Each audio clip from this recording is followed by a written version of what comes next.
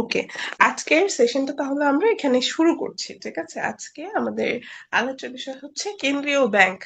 হুম বাংলাদেশের কেন্দ্রীয় ব্যাংক হচ্ছে বাংলাদেশ ব্যাংক, এটা আমরা সবাই জানি। হ্যাঁ, তো কেন্দ্রীয় ব্যাংক হচ্ছে ব্যাংকিং এন্ড ফাইন্যান্সের প্রথম সেশন আজকে। না, আমাদের আজকে প্রথম সেশন না, হয়তো ফারহানা আপুর প্রথম সেশন নাকি? ও আচ্ছা আচ্ছা, হ্যাঁ ফারহানা আপুর প্রথম সেশন। সমস্যা নেই, ফারহানা আপু, মানে ব্যাংকিং এর যে ক্লাসগুলা আছে, মানে ইতিমধ্যে হয়ে গেছে, ওগুলো হচ্ছে রেকর্ডিং আছে, আপনি রেকর্ডিং কাইন্ডলি দেখে দিবেন, ঠিক আছে? তো আমি শুরু করছি। কেন্দ্রীয় ব্যাংক একটি জনকল্যাণমূলক অমুনাফাভোগী জাতীয় প্রতিষ্ঠান। ঠিক আছে, আহ এটা হচ্ছে একটা জনকল্যাণমূলক অমুনাফাভোগী, মানে এটার মূল উদ্দেশ্য আপনার মুনাফা ভোগ করা না। এটার মূল উদ্দেশ্য হচ্ছে জনকল্যাণ করা। হ্যাঁ, তো সর্বসাধারণের মঙ্গল নিশ্চিত করাই দেশের অর্থনীতিকে মজবুত ভিত্তির উপর দাঁড় করানো হচ্ছে কেন্দ্রীয় ব্যাংকের উদ্দেশ্য। বাংলাদেশ ব্যাংক বা বাংলাদেশের কেন্দ্রীয় ব্যাংকের দায়িত্ব পালন করে বাংলাদেশ ব্যাংক, যেটা আমরা বলছিলাম। ঠিক আছে, এগুলো খুবই সহজ সহজ জিনিস, এগুলো নিয়ে এত চিন্তা ভাবনা করার কিছুই নাই। এইটা কেন্দ্রীয় ব্যাংকের হচ্ছে জাস্ট হিস্ট্রি। সপ্তদশ শতাব্দীর মাঝে পৃথিবীর বিভিন্ন স্থানে বিভিন্ন প্রকার ব্যাংকের আবির্ভাব হওয়ায় মুদ্রা বাজার নিয়ন্ত্রণের প্রয়োজনীয়তা দেখা দেয়। ঠিক আছে, মুদ্রার কেন্দ্রীয় ব্যাংকের মেইন কাজই হচ্ছে আপনার নোট ছাপানো, মুদ্রা ছাপানো। ঠিক আছে, মুদ্রা ইস্যু করা এবং হচ্ছে মুদ্রার সাপ্লাইটাকে নিয়ন্ত্রণ করা। মুদ্রা কি বেশি, মানে আপনার হচ্ছে নোট বা হচ্ছে কি আপনার মানি সাপ্লাইটা কি আহ, বাড়াবো নাকি মানি সাপ্লাই কমাবো, এইটা নিয়ে কাজ করে হচ্ছে কি আপনার কেন্দ্রীয় ব্যাংক। ঠিক আছে, মানি সাপ্লাই কি জিনিস, ইনফ্লেশন কি জিনিস, এই জিনিসগুলা হচ্ছে গিয়ে নিয়ে আমি পরে আপনাদের সাথে ডিটেলস কথা বলবো। এখন জাস্ট হচ্ছে কি এইটুকু শুনে রাখেন, এটা গল্পের মতো। হ্যাঁ, এই উপলব্ধি থেকে অর্থব্যবস্থার নিয়ন্ত্রক হিসেবে কেন্দ্রীয় ব্যাংক জন্ম লাভ করে। এই যে কেন্দ্রীয় ব্যাংক জন্ম লাভ করে কি হিসেবে? এই অর্থব্যবস্থার নিয়ন্ত্রক হিসেবে। মুদ্রা বাজারকে আপন ইচ্ছা ও গতিতে চলতে নিয়ে না দিয়ে একটি সুসংগঠিত নিয়ন্ত্রণমূলক ব্যাংকিং ব্যবস্থা সৃষ্টি এবং অর্থনীতির কল্যাণ সাধনে হচ্ছে কেন্দ্রীয় ব্যাংকের সৃষ্টির প্রধান উদ্দেশ্য ছিল। সৃষ্টির পর থেকেই মুদ্রা প্রচলন, অর্থ সরবরাহ, ঋণ নিয়ন্ত্রণের দায়িত্ব কেন্দ্রীয় ব্যাংক পালন করে আসছে। ঠিক আছে, মানে এগুলো হচ্ছে কি কেন্দ্রীয় ব্যাংকের মেইন দায়িত্ব। দেখেন, এই যে মুদ্রা প্রচলন, অর্থ সরবরাহ এবং হচ্ছে ঋণ নিয়ন্ত্রণ, বা মানে আপনার হচ্ছে যে কোনো দেশেরই নোট ইস্যু করার দায়িত্ব হচ্ছে একমাত্র একমাত্র হচ্ছে কি আপনার কেন্দ্রীয় ব্যাংকের উপর কিন্তু বর্তায়। ঠিক আছে, কোনো কোনো দেশের আবার হচ্ছে ছোট ছোট দেশের হচ্ছে কেন্দ্রীয় ব্যাংক নাই, ওইটা আমরা পরবর্তীতে দেখবো আর যে কোন কোন দেশের হচ্ছে কেন্দ্রীয় ব্যাংক নাই। হ্যাঁ, কিছু কিছু দেশে কিন্তু কেন্দ্রীয় ব্যাংক নাইও। এই যে এখানে হচ্ছে খুব ইজিলি এখানে দেওয়া আছে যে কোন কোন দেশে, মানে কখনো কখনো আমরা দেখি না যে কিছু কিছু দেশের মানে আপনার কেন্দ্রীয় ব্যাংকের নাম আসে মাঝে মাঝে। তো কেন্দ্রীয় ব্যাংকের কিছু কিছু দেশের নাম থাকে হচ্ছে সেন্ট্রাল ব্যাংক অফ অমুক, সেন্ট্রাল ব্যাংক অফ তমুক। ঠিক আছে, আবার কিছু কিছু থাকে রিজার্ভ ব্যাংক অফ অমুক, রিজার্ভ ব্যাংক অফ তমুক, হ্যাঁ, ন্যাশনাল ব্যাংক অফ।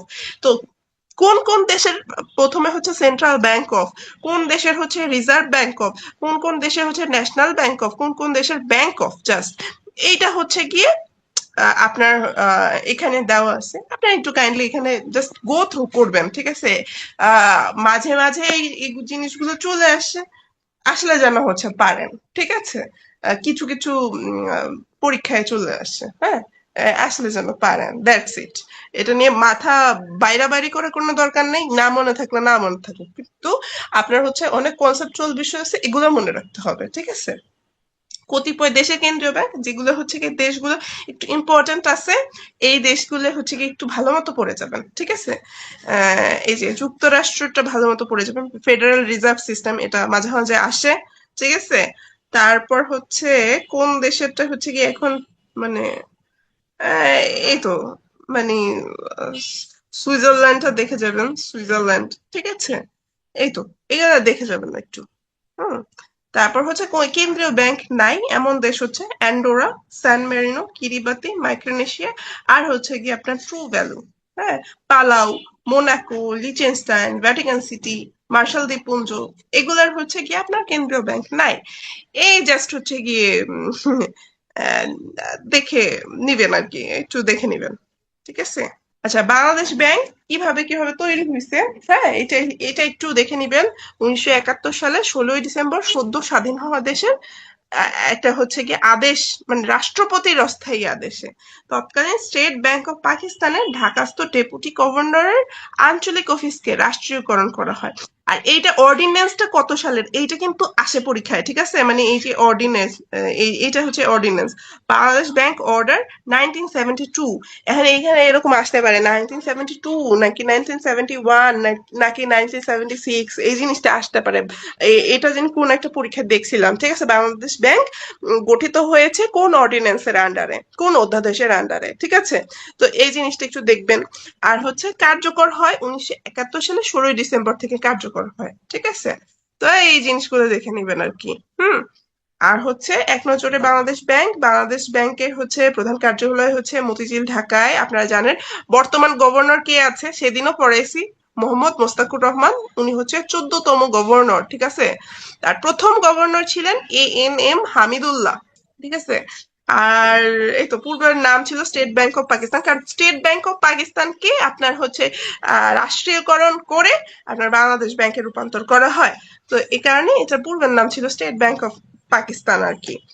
প্রতিষ্ঠা হয়েছে 16ই ডিসেম্বর 1971। ওই যে কার্যকর হয়েছে এই অর্ডিন্যান্সটা 1972 এর, এই যে অর্ডিন্যান্সটা, এটা কার্যকর হয়েছে কত সালে?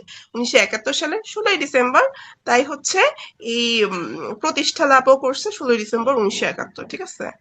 এইগুলো দেখে নিবেন যে হচ্ছে প্রধান কর্মকর্তার পদবি হচ্ছে গভর্নর। আর এখানে কিন্তু গভর্নর আগে বয়সসীমা ছিল, এখন কিন্তু বয়সসীমা নাই, কোনো বয়সসীমা নাই, বয়সসীমা উঠাই দিছে, ঠিক আছে? আচ্ছা, তারপর হচ্ছে বাংলাদেশ ব্যাংক ভবনের স্থপতি হচ্ছে শফিউল কাদের। প্রধান অর্থনীতিবিদ হচ্ছে মোহাম্মদ আখতার হোসেন। হ্যাঁ, মানে এই জিনিসগুলো কিন্তু মাঝে মাঝে ভাইবাতে আপনারা জিজ্ঞেস করতে পারে, ঠিক আছে? শাখা অফিস আছে হচ্ছে গিয়ে 10টা, প্রধান কার্যালয় সহ। তারপর হচ্ছে গভর্নরের মেয়াদ 4 বছর, গভর্নরের মেয়াদ কিন্তু 4 বছর, ঠিক আছে? তো এই তো সর্বশেষ শাখা ময়মনসিংহ। হ্যাঁ। তারপর হচ্ছে বাংলাদেশ ট্রেনিং একাডেমি, এটা হচ্ছে গিয়ে বিটিএ। হ্যাঁ। এটা হচ্ছে মিরপুর, ঢাকায় অবস্থিত। বিটিএ এই কাছেই আমাদের, আমার বাসার কাছেই অবস্থিত, ঠিক আছে? মিরপুর, ঢাকা। তারপর হচ্ছে বাংলাদেশ ব্যাংক ভবনে অবস্থিত ভাস্কর্য ঐক্য, স্থপতি হচ্ছে কিন্তু হামিদুজ্জামান খান, ঠিক আছে?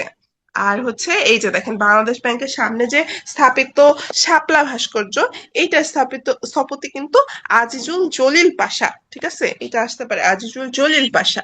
তারপর বাংলাদেশ ব্যাংকের প্রথম যা কিছু, এটা এইটা একটু এক নজর দেখে যাবেন, ভাইবার জন্য ইম্পর্টেন্ট আছে, হ্যাঁ। বিশেষ করে যারা নারী, তারা তারা হচ্ছে গিয়ে একটু দেখে যাবেন, নারী ডেপুটি গভর্নর, নারী প্রথম, মানে এই যে নারী ডেপুটি গভর্নর, এতগুলা কেন নারী ডেপুটি গভর্নর, একটাই এতগুলা দিছে? আচ্ছা, ঠিক আছে। প্রথম নারী ডেপুটি গভর্নর, এটা দেখে যাবেন। আর প্রথম গভর্নর, এটা তো আমরা পড়লাম, এএনএম হামিদুল্লাহ। আর বর্তমান গভর্নর কে বলেন তো, বর্তমান গভর্নর কে? কমেন্টে আমাকে জানান তো, বর্তমান গভর্নর কে? মোস্তাকুর, হ্যাঁ, মোস্তাকুর রহমান। উনি কততম গভর্নর একটু কাইন্ডলি হচ্ছে গিয়ে করবেন আপনারা? 14তম গভর্নর, হ্যাঁ, 14তম গভর্নর। Very good. আর হচ্ছে প্রথম গভর্নর কে বলেন তো? প্রথম গভর্নর কে? হামিদ চাচা, হ্যাঁ, এএনএম হামিদুল্লাহ, এএনএম হামিদুল্লাহ। আর প্রথম নারী ডেপুটি গভর্নর, নারী গভর্নর কিন্তু এখনো হয় নাই বাংলাদেশে, ঠিক আছে? নারী ডেপুটি গভর্নর হয়েছে। নারী ডেপুটি গভর্নর কে? নাজনীন, নাজনীন আপা, নাজনীন সুলতানা, ঠিক আছে? নাজনীন সুলতানা, নাজনীন সুলতানা, নাহান্না সুলতানা, ঠিক আছে? এই তো, ঠিক আছে, ওকে। আর বাংলাদেশ ব্যাংক সাধারণত, মানে এই যে দেখেন বাংলাদেশ ব্যাংকের কাজটা কি? মানি নিয়ে কাজ না। দেখেন ও কিন্তু হচ্ছে নোট ইস্যু করবে, তারপর হচ্ছে মানি সাপ্লাইটা ঠিক মতো আছে কিনা, ঋণটা নিয়ন্ত্রণ করবে, সুদ হার নিয়ন্ত্রণ করবে, হ্যাঁ। তো সমস্ত কিছু কি মানি রিলেটেড। তার মানে ও কাজ করবে কি মনিটারি পলিসি নিয়ে, ঠিক আছে? মনিটারি পলিসি নিয়ে ও কাজ করে বাংলাদেশ ব্যাংক, ঠিক আছে? মনিটারি পলিসি হলো কেন্দ্রীয় ব্যাংকের সুদ হার, বাজারে টাকা সরবরাহ নিয়ন্ত্রণ করার নীতি। যদি মূল্যস্ফীতি বেড়ে যায়, মূল্যস্ফীতি কি জিনিস এটা আমরা হচ্ছে কি সামনে পড়বো, ঠিক আছে? মূল্যস্ফীতি বেড়ে যায়, কেন্দ্রীয় ব্যাংক সুদ হার বাড়িয়ে ঋণের চাহিদা কমে। আচ্ছা, এই জিনিসগুলো এখন একটু দেখে যান, তারপর আবার আবার আমরা এদিকে আসবো। কেন্দ্রীয় ব্যাংক সুদ হার বাড়িয়ে ঋণের চাহিদা কমায়, বিপরীতে অর্থনীতির ধীর গতিতে মন্দার সময় সুদ কমিয়ে সাধারণ মানুষকে ঋণ নিতে উৎসাহিত করে। হ্যাঁ, তো এই যে মনিটারি মানের যে হচ্ছে সাপ্লাই, এটা নিয়ন্ত্রণ করে হচ্ছে কেন্দ্রীয় ব্যাংক। তার জন্য এই যে জিনিসটা মনিটারি, মানি নিয়ে যে কাজ সেটা হচ্ছে মনিটারি। ঠিক আছে, মনিটারি পলিসি নিয়ে কাজ করে হচ্ছে বাংলাদেশ ব্যাংক। আর হচ্ছে এই যে বাংলাদেশের যে রাজস্ব, হ্যাঁ, তারপর হচ্ছে আপনার বাজেট, হ্যাঁ, কর, এই জিনিসগুলো কিসের আন্ডারে বলেন তো? কোন পলিসির আন্ডারে? এইগুলো কিন্তু মনিটারি পলিসির আন্ডারে না, এগুলো হচ্ছে ফিসকাল পলিসির আন্ডারে। ঠিক আছে, ফিসকাল পলিসির মেইন জিনিসটা হচ্ছে যে আপনার হচ্ছে এইটারও অর্থনৈতিক উন্নতি সাধন করাই হচ্ছে গিয়ে ফিসকাল পলিসির মূল লক্ষ্য। আপনার হচ্ছে গিয়ে অর্থনৈতিক খাতগুলাকে ইমপ্রুভ করা, বেকারত্ব কমানো। ঠিক আছে, এগুলো হচ্ছে কি ফিসকাল পলিসির উদ্দেশ্য। ঠিক আছে, ফিসকাল পলিসি কিন্তু ওই যে বাজেট, কর, রাজস্ব, ঠিক আছে, ওইগুলো নিয়ে কাজ করে। হ্যাঁ, ওইগুলো হচ্ছে কি ওই যে এনবিআর যেগুলো নিয়ে কাজ করে সেগুলো হচ্ছে কি আপনার ফিসকাল পলিসি। আর মনিটারি পলিসি নিয়ে কাজ করে হচ্ছে বাংলাদেশ ব্যাংক। ঠিক আছে, বাংলাদেশ ব্যাংক মনিটারি পলিসি নিয়ে কাজ করে। এইটুকু মনে রাখবেন। এখন মেইন বিষয় হচ্ছে এই যে আমরা বলছি বারবার মুদ্রাস্ফীতি, মুদ্রাস্ফীতি, হ্যাঁ, বা মূল্যস্ফীতি, এই জিনিসটাই বা কি? এখন এই জিনিসটার সাথে সুদের হারের জিনিস মানে সম্পর্কটাই কি?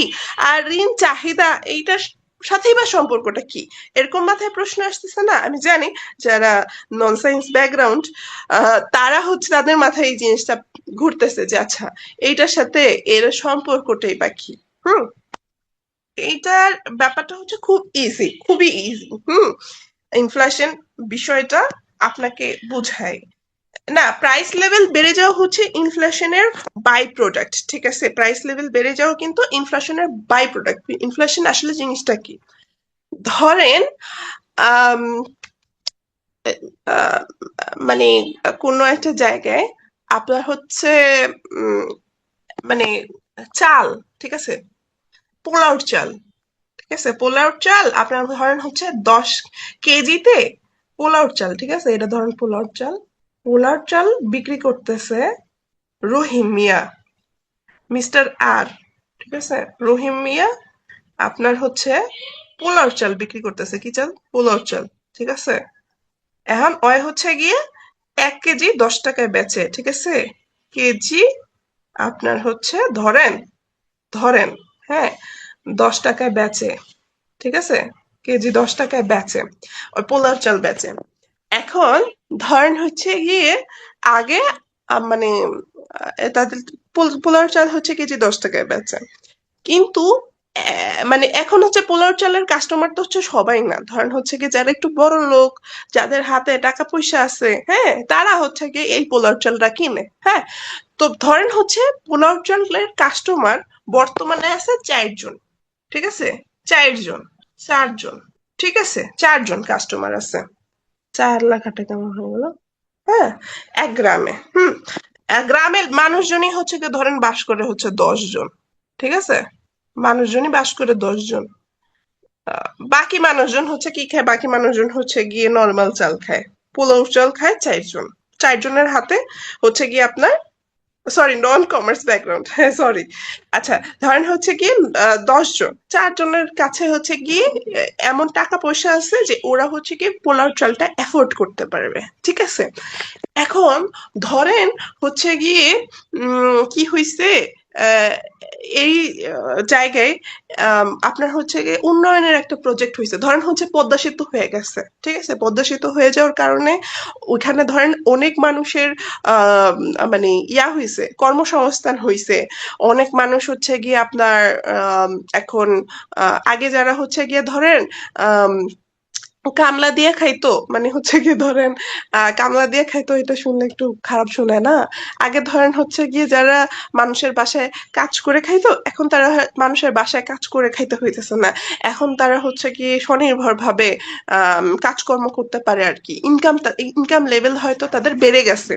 পদ্মা সেতু দিয়ে আমি যে কোনো উন্নয়ন প্রজেক্টের উদাহরণ দিলাম আর কি, যে কোনো একটা উন্নয়ন প্রজেক্ট হয়েছে, এটার কারণে কি হয়েছে, মানুষের হাতে টাকা পয়সা বেড়ে গেছে, মানুষের ইনকাম বেড়ে গেছে। ঠিক আছে, মানুষের ইনকাম বেড়ে যাওয়া মানে মানুষের হাতে টাকা পয়সা আসছে। ঠিক আছে, এখন এখন কিন্তু হচ্ছে গিয়ে এই গ্রামে 10 জনের মধ্যে আপনার 4 জন কিন্তু হচ্ছে পোলাওর ক্রেতা না। এখন কিন্তু পোলাও খাইতে পারে আপনার হচ্ছে গিয়ে 6 জন মানুষ। ঠিক আছে, এখন কিন্তু 6 জন মানুষ আপনার পোলাও খাইতে পারে। ঠিক আছে, আগে হচ্ছে গিয়ে 4 জন মানুষ খাইতে পারতো, এখন 6 জন মানুষ খাইতে পারে। ঠিক আছে, 6 জন মানুষ ওই যে 10 টাকা এফোর্ড করতে পারে, মানে ভালো মতো এফোর্ড করতে পারে। তো এখন ব্যাপার হচ্ছে কি, যে এখন মিস্টার রহিম দেখতেছে কি, আরে বাহ, আমার তো হচ্ছে কি কাস্টমার বেড়ে গেছে। ঠিক আছে, কিন্তু এখানে পোলাও চালের সাপ্লাই কিন্তু সেমই আছে, পোলাও চালের সাপ্লাই কিন্তু বাড়ে না। পোলাও চালের সাপ্লাই কি বাড়া উচিত ছিল? পোলাও চালের সাপ্লাই কিন্তু বাড়ে নাই, পোলাও চালের সাপ্লাই ওই 4 জনের মাফিকই আছে। ঠিক আছে, ওইটা কিন্তু বাড়ে নাই। এখন আপনার হচ্ছে কি এদিকে পোলাও চালের ডিমান্ড কি বেড়ে গেছে, এখন 6 জনই আপনার হচ্ছে 10 টাকা দিতে প্রস্তুত। ঠিক আছে, এখন মিস্টার রহিম তো পড়ে গেছে মানে ইয়াতে স্বাভাবিকভাবে আপনি যদি সেলারের জায়গায় হন, তো আপনি দেখেন, আপনি যখন দেখবেন যে হচ্ছে গিয়ে অনেক আমার কাস্টমার আছে, অনেক আমার ডিমান্ড আছে, আপনার কি ভাব বাইরা যাবো না?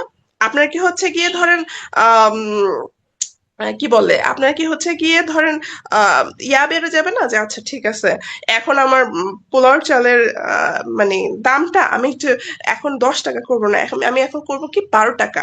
ঠিক আছে, তো এই যে 6 জনে, এই 6 জনই এখন বলতেছে আমার পোলাও চাল দরকার, আমার পোলাও চাল দরকার, আমার পোলাও চাল দরকার। ঠিক আছে, আমি আপনাকে 11 টাকা দিতে রাজি আছি, 12 টাকা দিতে রাজি আছি, হ্যাঁ, তারপর আমার পোলাও চাল দরকার। ঠিক আছে, তো এখন তো মিস্টার রহমান কি করবে, মিস্টার রহমান আপনার হচ্ছে গিয়ে এই যে পোলাও চালের দামটা, এটা কি করবে, এটা হচ্ছে গিয়ে বাড়ায় দিবে। বুঝতে পারছি, এটা কি করবে, এটা বাড়ায় দিবে। হুম, এবং হচ্ছে গিয়ে দেখবেন যে পোলাও চালের কেজি আপনার পরের দিনই বেড়ে গেছে, পরের দিনই বেড়ে আপনার হয়ে গেছে কত টাকা, আপনার হয়ে গেছে হচ্ছে গিয়ে ধরেন 13 টাকা সাপোজ। হুম, পরের দিনই হয়ে গেছে 13 টাকা। মানে আগে আপনি হচ্ছে গিয়ে যেই পোলার চাল আপনি 10 টাকা দিয়ে কিনতে পারতেন, সেটা আপনার কিনতে হইতেছে কত টাকা দিয়ে, 13 টাকা দিয়ে। তার মানে এখন কি আপনার মুদ্রার মান বাড়লো নাকি কমলো বলেন তো? মুদ্রার মান কি বাড়ছে নাকি কমছে? আগে যেই চাল আগে যেই চাল আপনি হচ্ছে গিয়ে 10 টাকায় খাইতে পারতেন, এখন আপনি কয় টাকা খান, আপনি এখন 13 টাকা দিয়ে পাচ্ছেন। তাহলে এইটার কারণে আপনার মুদ্রার মান কি করে গেছে, কমে গেছে। এখন সবার হাতে আপনার কাছে টাকা আসছে। ঠিক আছে, দেখছেন যে মানি সাপ্লাই, মানি সরবরাহ যখন বেড়ে যায়, মানি সরবরাহ যখন বেড়ে যায়, যখন বেড়ে যায়, তখন কি হয়েছে, তখন হচ্ছে গিয়ে আপনার প্রাইস লেভেল বেড়ে গেছে, প্রাইস বেড়ে গেছে। ঠিক আছে, ক্রয় ক্ষমতা মানে প্রাইস বেড়ে গেছে আর কি, প্রাইস মূল্য বেড়ে গেছে, মানি সাপ্লাই বেড়ে যাওয়ার কারণে প্রাইস বেড়ে গেছে। এবং মুদ্রার যে ইন্ট্রিনসিক যে মানটা ছিল, মানটা ছিল সেইটা হচ্ছে কি আপনার কমে গেছে, মুদ্রার মানটা কমে গেছে। ঠিক আছে, মানটা কমে গেছে। ঠিক আছে, তো এইটাই হচ্ছে কি মুদ্রাস্ফীতি, এইটাই হচ্ছে কি মুদ্রার স্মৃতি। উন্নয়ন হইয়া কি লস হইলো? না, উন্নয়ন হয়ে লস হয় নাই, উন্নয়ন হয়ে লস হয় নাই। কিন্তু আপনার হচ্ছে গিয়ে এখানে যদি আপনার প্রোডাকশনটা আমরা বাড়াইতে পারতাম, বেঞ্জামিন ভাই, মানি সাপ্লাইয়ের সাথে সাথে আমরা যদি প্রোডাকশনটা বাড়াইতে পারতাম, তাহলে কিন্তু হচ্ছে গিয়ে আসলে উন্নয়ন হইতো। ঠিক আছে, যখন হচ্ছে গিয়ে এইটা এটা তখনই প্রবলেমেটিক হচ্ছে, মানি সাপ্লাই বাড়তেছে কিন্তু আপনার প্রোডাকশন বাড়ছে না। আপনার হচ্ছে গিয়ে ডিমান্ড অনুযায়ী, প্রোডাক্টের ডিমান্ড অনুযায়ী প্রোডাক্ট আমরা বাড়াতে পারছি না, উৎপাদন বাড়াতে পারছি না, তখন কিন্তু এই সমস্যাটা হচ্ছে। ঠিক আছে, তো এই জায়গায় তার মানে কি, দেখেন এটা কিন্তু রেগুলেট করার দরকার আছে। এই যে তাইলে কি মানি সাপ্লাই এর ব্যাপারটা আপনার হচ্ছে উৎপাদন কি বাড়তেছে, মানে আমরা যখন মানি সাপ্লাই বাড়াবো, তখন আমাদের চিন্তা করতে হবে আমাদের কি প্রোডাকশন কি বাড়ছে। প্রোডাকশনও যদি আমরা না বাড়াইতে পারি, মানি সাপ্লাই বাড়ানোর সাথে সাথে আমরা যদি প্রোডাকশনও না বাড়াইতে পারি, তাইলে কিন্তু আমাদের এই প্রবলেমটা হবে। তার মানে কি, মানে মুদ্রাস্ফীতির প্রবলেমটা হচ্ছে আমার মুদ্রার মান কমে যাচ্ছে। তার মানে আমাদের হচ্ছে গিয়ে এটা রেগুলেট করার দরকার আছে কি নাই বলেন? মুদ্রার যে হচ্ছে এই সরবরাহটা রেগুলেট করার দরকার আছে কি নাই? এটার দরকার আছে কি নাই? অবশ্যই দরকার আছে। ঠিক আছে, এই কারণেই আপনার হচ্ছে সেন্ট্রাল ব্যাংকেরও দরকার আছে। ঠিক আছে, এখন আহ 26-27 অনুযায়ী অনুমিত মুদ্রাস্ফীতি 7.5, এটা বুঝতে পারছেন না? এইটা হচ্ছে গিয়ে বাজেট অনুযায়ী, মানে আমাদের আকাঙ্ক্ষিত মুদ্রাস্ফীতি হচ্ছে 7.5% আমরা রাখতে চাই। ঠিক আছে, বাজেটে জিনিসটাকে ভবিষ্যৎ পরিকল্পনা না। তো আমাদের ভবিষ্যৎ পরিকল্পনাটা আমরা এমন ভাবে আমরা এঁকেছি, আমরা যেন হচ্ছে গিয়ে 7.5% আমাদের মুদ্রাস্ফীতিটাকে রাখতে পারি। মুদ্রাস্ফীতি কিন্তু দেখেন, মুদ্রাস্ফীতির অপোজিটটা কি বলেন তো? মুদ্রাস্ফীতির অপোজিটটা কি? ইনফ্লেশনের অপোজিটটা কি? মুদ্রাস্ফীতির অপোজিটও কিন্তু সিচুয়েশন আছে। আমরা সাধারণত মুদ্রাস্ফীতি নিয়ে কথা বলতে পছন্দ করি, কিন্তু হ্যাঁ, ডিফ্লেশন, এটা হচ্ছে অর্থনৈতিক মন্দা বা ডিফ্লেশন। স্ট্যাগফ্লেশন তো মানে স্ট্যাগফ্লেশন একটু গভীর জিনিস। ডিফ্লেশন, ঠিক আছে। ইনফ্লেশন মানে অনেকদিন ধইরা যখন হচ্ছে আপনার ডিফ্লেশন হয়, তখন সেটারে বলে স্ট্যাগফ্লেশন। ঠিক আছে, মানে মুদ্রাস্ফীতির অপোজিট হচ্ছে গিয়ে আপনার ডিফ্লেশন।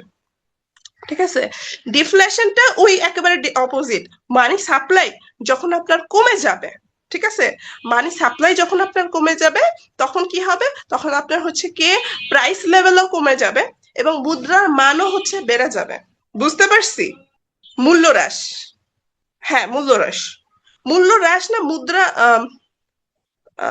হ্যাঁ মূল্য হ্রাস, এরকমই। মূল্য হ্রাস না, আসলে এটাকে কি বলে, মুদ্রা সংকোচন। ঠিক আছে, মুদ্রা সংকোচন বলে, মূল্য হ্রাস না, মুদ্রা সংকোচন। ঠিক আছে, মুদ্রা সংকোচন। তো মুদ্রা সংকোচন এটা হচ্ছে তখন মানে সাপ্লাই যখন কমে যায়, প্রাইস লেভেলও কমে যায়, মুদ্রার মানটা তখন বেড়ে যায়। তাহলে কি মুদ্রা সংকোচন জিনিসটাকে ভালো বলেন তো? হ্যাঁ, মুদ্রার মান বাড়বে আর পণ্যের দাম কমবে। মুদ্রা সংকোচন কিন্তু আরো খারাপ, মুদ্রাস্ফীতির থেকেও খারাপ।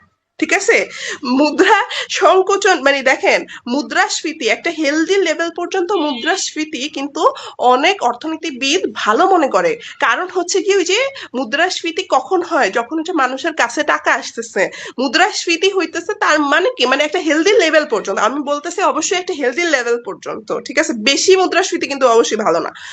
তো একটা লেভেল পর্যন্ত মুদ্রাস্ফীতি হইলে এটা বোঝা যায় যে অর্থনৈতিক উন্নয়ন হইতেছে, আপনার হচ্ছে মানুষের হাতে টাকা পয়সা আর কি আসতেছে। ঠিক আছে, মানুষের হাতে মানি সাপ্লাইটা বাড়তেছে, মানুষের হাতে টাকা পয়সা আসতেছে, ইনকাম লেভেল বাড়তেছে।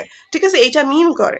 কিন্তু মুদ্রা সংকোচন হইলে কিন্তু এইটা মিন করে যে আপনার কোনো মানে আপনার উন্নয়নের কোনো খাতই নাই আপনার কাছে। ঠিক আছে, মানে আপনার মানি সাপ্লাই একদম কমে গেছে। ঠিক আছে, মানে আপনার হচ্ছে গিয়ে ইনকামই নাই। মানে হচ্ছে আপনার মানে একটা দেশের প্রসপেক্ট কমে গেছে।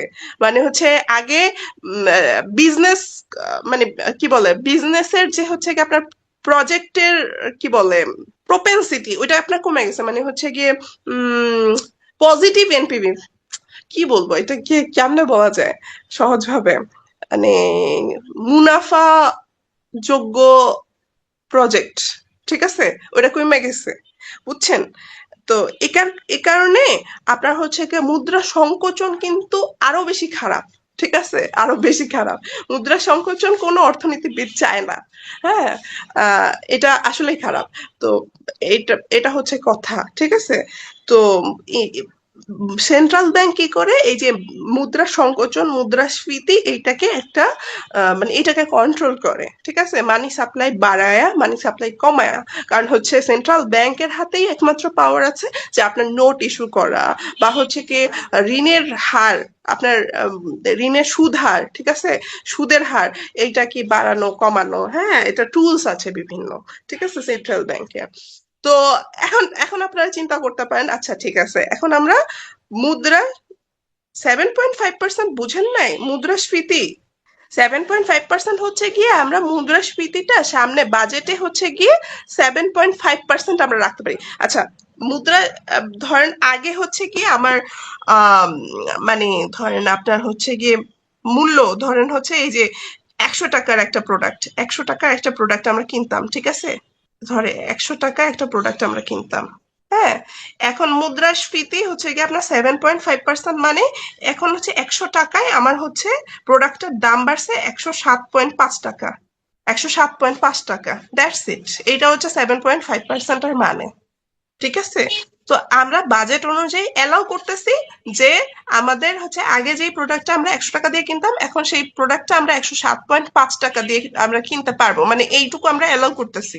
এর থেকে বেশি হইলে এই যে আমাদের অনুমিত যে মুদ্রাস্ফীতি, এইটার মানে ক্রস করে যাবে, যেটা হচ্ছে কি আমাদের অর্থনীতির জন্য ভালো হবে না। বুঝতে পারছি? বুঝছি নাসরিন আপু, বুঝছি কিনা আমাকে জানান। হ্যাঁ, দাম বাড়ানো। মুদ্রাস্ফীতি হয়েছে কি হয় নাই, এটা আমরা বুঝি কিভাবে? আমরা বুঝি হচ্ছে প্রাইস লেভেল কি বাড়ছে কি কমছে, এটা দিয়ে আমরা বুঝি, ঠিক আছে? কিন্তু মুদ্রাস্ফীতির আসলে জিনিসটা কি?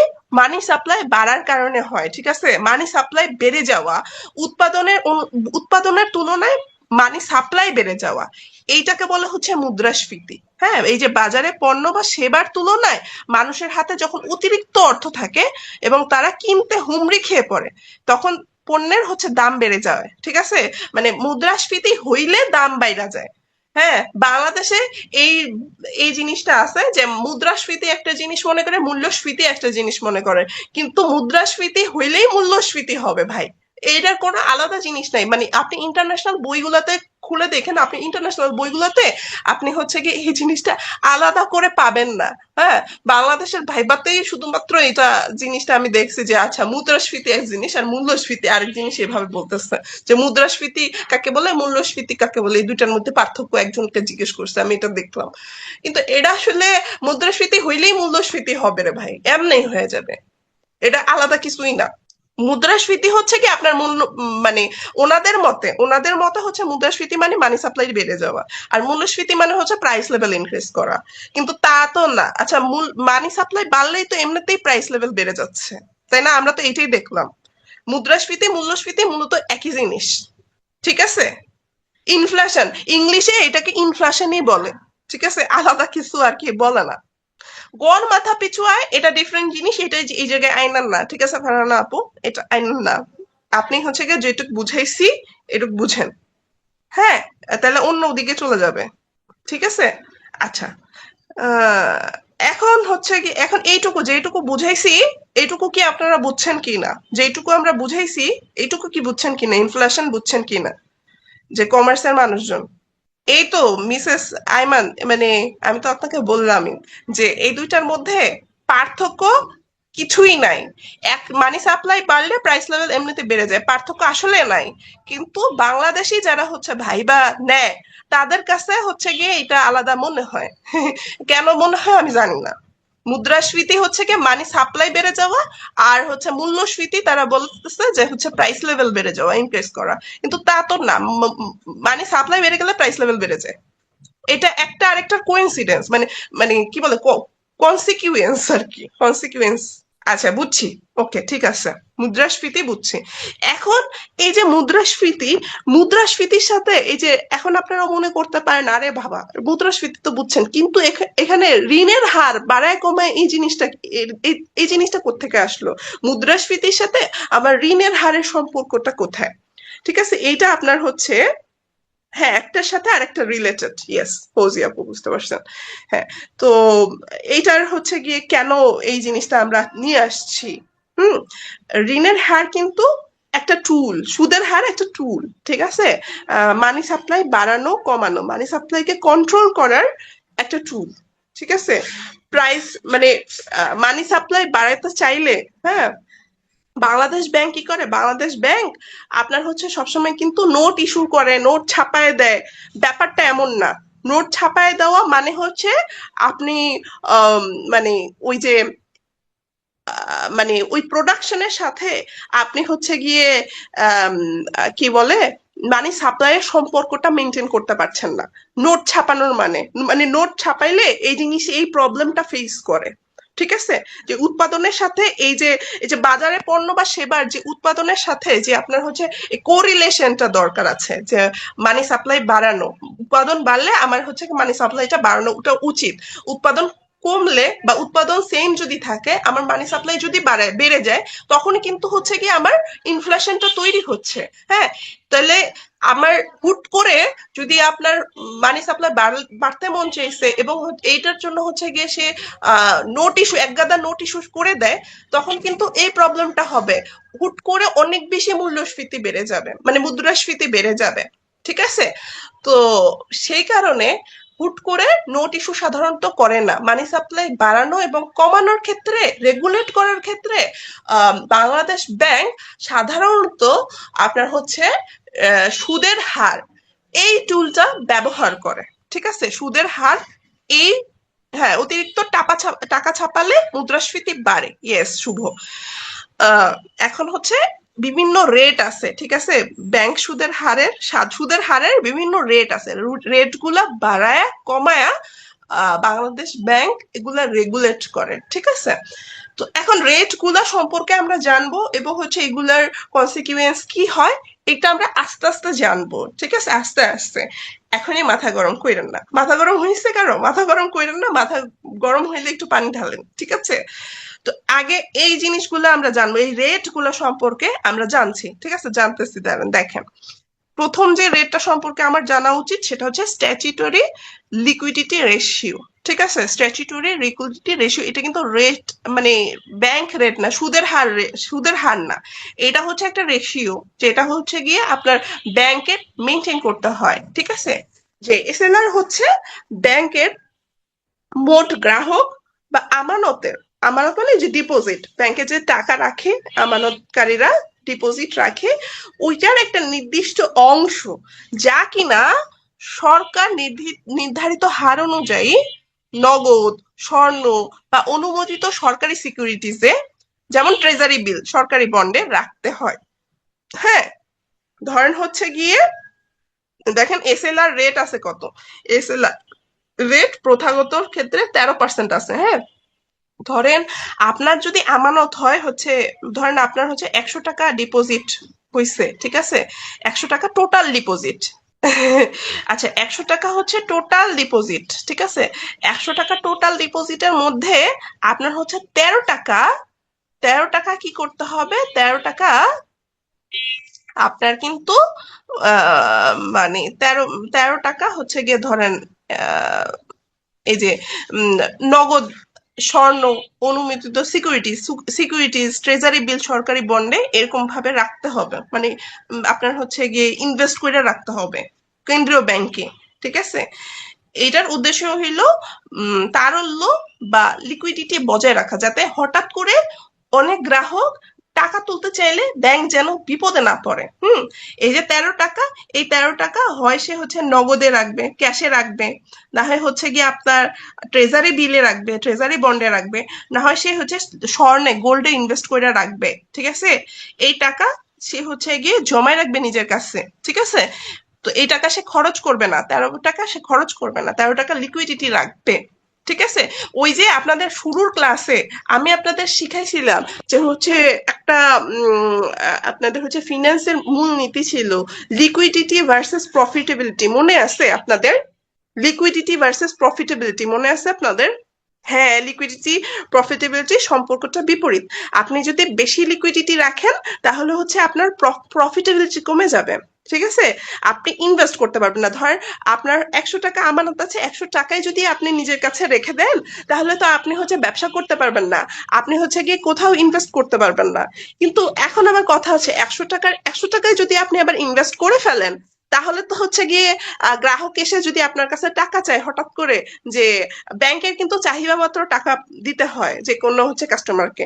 এখন ব্যাংক যদি, কাস্টমার এসে যদি টাকা চায়, তখন আপনাকে আম, আপনি তো টাকা দিতে পারবেন না। তখন তো ব্যাংকের সুনাম লস হবে, ব্যাংক রান করবে, ব্যাংক ফল করবে। একটা ব্যাংক ফল করা মানে গোটা অর্থনীতিটা ফল করা।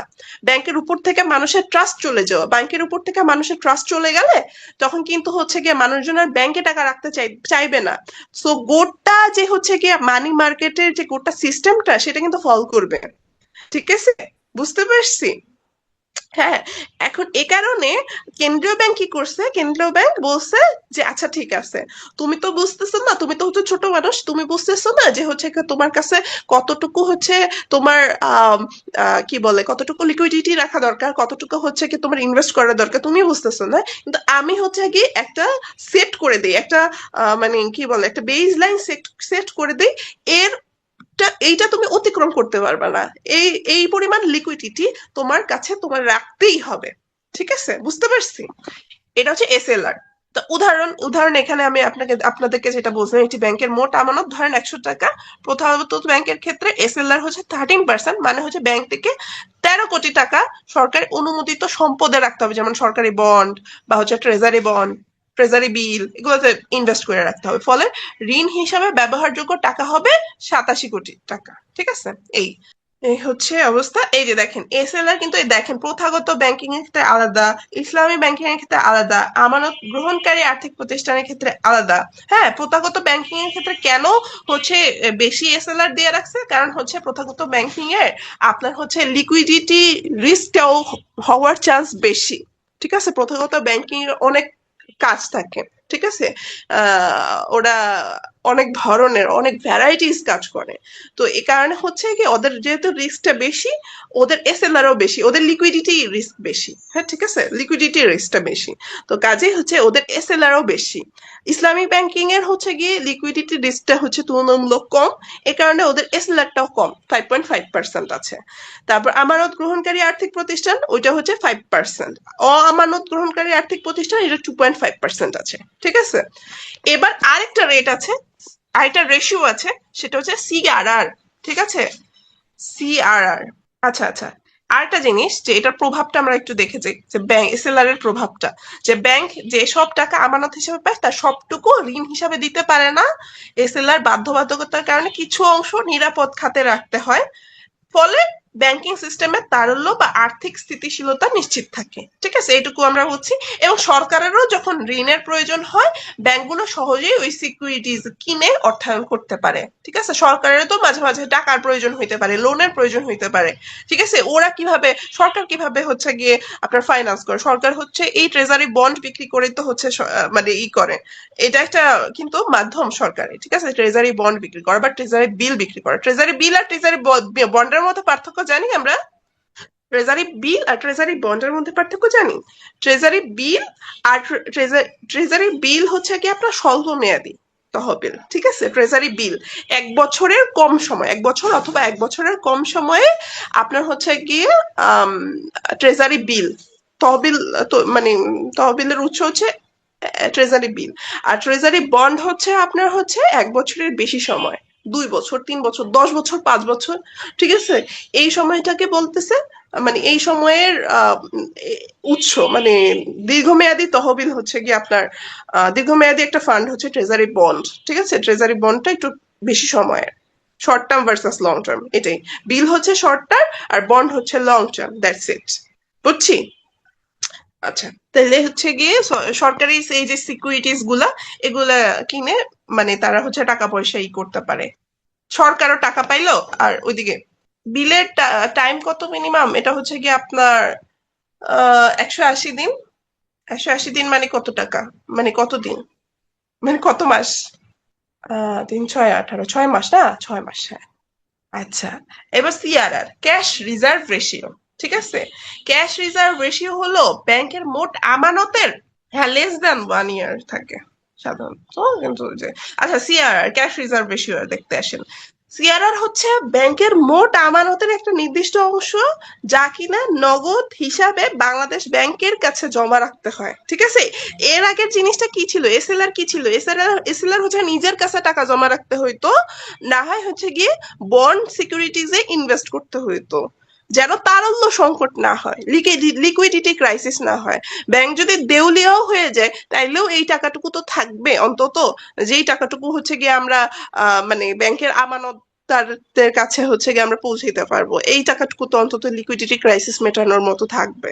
বুঝতে পারছি? আর সিআরআর হচ্ছে আপনার হচ্ছে ব্যাংকের মোট আমানতের একটা নির্দিষ্ট অংশ, যেটা কিনা কেন্দ্রীয় ব্যাংকের কাছে টাকা জমা রাখতে হয়। ঠিক আছে, তো এটা হচ্ছে কেন্দ্রীয় ব্যাংকের কাছে টাকা জমা রাখতে হয়। এর উদ্দেশ্য হলো দেশের অর্থনীতিতে অতিরিক্ত অর্থ প্রবাহ নিয়ন্ত্রণ করা। এই যে আপনার হচ্ছে সিআরআর যদি বাড়ে, হ্যাঁ সিআরআর যদি বাড়ে, ধরেন হচ্ছে গিয়ে সিআরআর 4% থেকে আপনার হচ্ছে 5% করে দেওয়া হইলো, তার মানে কি এই 5% টাকা আপনার হচ্ছে বাংলাদেশ ব্যাংকের কাছে রাখতেই হবে।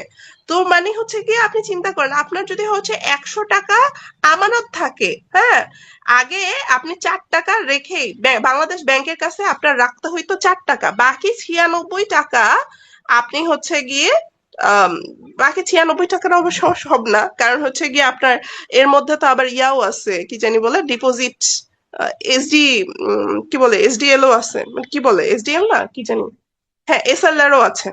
হ্যাঁ এসএলআর ও রাখতে হয়, এসএলআর দিয়া টিয়া ওইটুকু টাকা আপনার হচ্ছে গিয়ে আম, আপনি ব্যাংকিং ইনভেস্টমেন্ট করতে পারবেন, হ্যাঁ ওইটুকু টাকা নিয়ে আপনি খেলতে পারবেন। কিন্তু আপনার যদি হচ্ছে গিয়ে ধরেন সিআরআর বাড়াই দিল, 5% করে দিল, তার মানে কি আপনার আহ, হাতে কি টাকা কমে গেল না গ্রাহকদের কাছে টাকা দেওয়ার জন্য, ঋণ প্রোভাইড করার জন্য। ঋণ প্রোভাইড করা মানে কি বলেন তো? ঋণ প্রোভাইড করা মানেই কি মানি সাপ্লাই বাড়ানো। আপনার যদি আমি হচ্ছে গিয়ে ঋণ দেই, তার মানে কি আপনার হাতে টাকা চলে আসা, তাই না? তো যদি হচ্ছে কি সেন্ট্রাল ব্যাংক এই কাজটা করে যে আপনার হচ্ছে 4%-এর জায়গায় 5% করে দিল, তখন কি মানুষের হাতে ঋণের টাকা কমে যাবে, তাই না? দেখেন এই যে চমৎকার ভাবে তারা কিন্তু হচ্ছে নোট না ইস্যু করেই, নোট বা না কমায়াই, এরা কিন্তু হচ্ছে গিয়ে জাস্ট নোটে হাত না দিয়েই হচ্ছে গিয়ে শুধুমাত্র সিআরআর এর পার্সেন্টেজ চেঞ্জ করে আপনার হচ্ছে মানি সাপ্লাইটা কমায় ফেলতে পারতেছে। আবার হচ্ছে গিয়ে ঠিক একই ভাবে সিআরআর যদি কমায় দেয়, তাইলে কি হবে? তাইলে হচ্ছে ব্যাংক বেশি টাকা পাবে ইনভেস্ট করার জন্য। ব্যাংকের ইনভেস্টমেন্ট মানে কি মানুষের হাতে ঋণ দিয়ে দেওয়া, তাই না? মানুষের হাতে ঋণ দিয়ে দেওয়া। তো মানুষ যখন ঋণ বেশি বেশি টাকা পাবে, তার মানে কি সে হচ্ছে গিয়ে মানুষের হাতে বেশি বেশি টাকা যাবে। আহ এটা মানে মানুষের হাতে বেশি টাকা যাবে, এটা বাংলাদেশ ব্যাংক কখন চায়? বাংলাদেশ যখন ব্যাংক তখন চায় যখন হচ্ছে গিয়ে যে ডিফ্লেশন হইতেছে, যদি এমন সিচুয়েশন আসে ডিফ্লেশন হইতেছে, হ্যাঁ মানুষের হাতে টাকা নাই, টাকার ক্রাইসিস, তখন বাংলাদেশ ব্যাংক কি করে? বাংলাদেশ ব্যাংক সাধারণত এই রেট গুলো কমায় দেয়। এই রেট গুলো কমায় দিলে মানুষের হাতে টাকা পয়সা চলে যাবে, মানে ব্যাংকের হাতে টাকা পয়সা চলে যাবে। ব্যাংকের হাতে টাকা পয়সা যাওয়া মানে হচ্ছে মানুষের হাতে ঋণ সরবরাহটা বাড়া, মানুষের হাতে টাকা পয়সা চলে যাওয়া। এবং মানুষের হাতে টাকা পয়সা গেলে এই যে আপনি যদি ঋণ নেন, আপনি তো অবশ্যই সুদ দিবেন। তো সুদ দেওয়ার ক্ষেত্রে আপনার মাথায় চিন্তা থাকবে না যে এই ঋণটা তো আমি নিছি, এই ঋণটা হচ্ছে আমার কাজে লাগাইতে হবে, আমার কোথাও না কোথাও খাটাইতে হবে, তাই না? আমার বিজনেসে খাটাইতে হবে, নাইলে কোনো একটা ইনকাম জেনারেট করে এমন জায়গায় খাটাইতে হবে। তার মানে কি ইনকাম জেনারেট করে এমন খাতও বেড়ে যাচ্ছে বাংলাদেশে, তাই না? তার মানে কি অর্থনৈতিক মন্দাটা আমরা কাটায় উঠতে পারতেছি। হ্যাঁ যদি অর্থনৈতিক মন্দা হয় তাহলে সেই মন্দাটা আমরা কাটায় উঠতে পারতেছি, ঠিক আছে? এটাকে না, এটাকে ইন্টারেস্ট রেট বলা যায় না তো, এটা ইন্টারেস্ট রেট হবে কেন? এটা একটা রেশিও, যেটা হচ্ছে গিয়ে আপনার কেন্দ্রীয় মানে আপনার বাংলাদেশ কি বলে বাংলাদেশের সমস্ত তফসিলি ব্যাংককে মেনটেন করতে হয়, ঠিক আছে? আচ্ছা, সিআরআর বুঝছি, এসএলআর বুঝছি, মানে এসএলআর বুঝছি, সিআরআর টা আরেকবার বুঝাই দিব। সিআরআর হচ্ছে আপনার হচ্ছে এমন একটা রেশিও, ধরেন হচ্ছে আপনার কাছে 100, এই যে আমরা উদাহরণ দিয়ে বুঝি, ঠিক আছে? উদাহরণ ধরেন আপনার কাছে মোট আমানত আছে 100 কোটি টাকা, ধরেন সিআরআর হচ্ছে 3%, তার মানে কি আপনাকে 3 কোটি টাকা নগদ বাংলাদেশ ব্যাংকে রেখে দিয়ে আসতে হবে। এর ফলে ব্যাংক চাইলেই সেই 3 কোটি টাকা ঋণ বা বিনিয়োগ ব্যবহার করতে পারবে না। বিকাশ, দাদা বুঝছি সিআরআর কি জিনিস। আর এসএলআর হচ্ছে আপনার হচ্ছে ট্রেজারি বন্ড বা ট্রেজারি বিলে বিনিয়োগ করতে হবে একটা পার্সেন্টেজ। একটা হচ্ছে কেন্দ্রীয় ব্যাংকে রাখতে হবে, আর একটা হচ্ছে নিজের কাছে রাখতে হবে বা ইনভেস্ট করতে হবে ট্রেজারি বন্ড বা বিলে। ক্লিয়ার? হ্যাঁ জমা হিসাবে থাকবে, হ্যাঁ জমা হিসাবে থাকবে, রাইট। বুঝছি সবাই? ওকে, ডান। আচ্ছা আচ্ছা, হ্যাঁ এবার দেখেন এটা প্রভাব দেখেন, বাংলাদেশ ব্যাংক সরাসরি বাজারে কত টাকা থাকবে তা নিয়ন্ত্রণ করতে পারে। যদি বেশি অর্থ প্রবাহ থাকে, মানে যদি মূল মানে মানি সাপ্লাই বেশি থাকে, মূল্যস্ফীতি যদি বেশি হয়, ঠিক আছে? মানি সাপ্লাই বাড়া মানে কি মূল্যস্ফীতি বাড়া। তো যদি বেশি থাকে তখন সিআরআর বাড়ায় দেয়, তখন ব্যাংকগুলোর কাছে কম অর্থ রেখে বাজারের থেকে টাকা টেনে নেওয়া যায়, ঠিক আছে। আবার যদি অর্থনৈতিক মন্দা থাকে বা ডিফ্লেশন থাকে, ঠিক আছে, তখন সিআরআর রেটটা কমায় দেয় এবং ব্যাংকগুলো হাতে বেশি বেশি নগদ তুলে দেওয়া হয়, যাতে তারা ঋণ দিতে পারে বেশি বেশি। ঋণ দেওয়া মানে মানুষের কাছে বেশি টাকা সার্কুলেট হওয়া, মানুষের কাছে বেশি সার্কুলেট হওয়ার জন্য ঋণ দেওয়ার জন্য ছেড়ে দেওয়া হয় বেশি বেশি টাকা।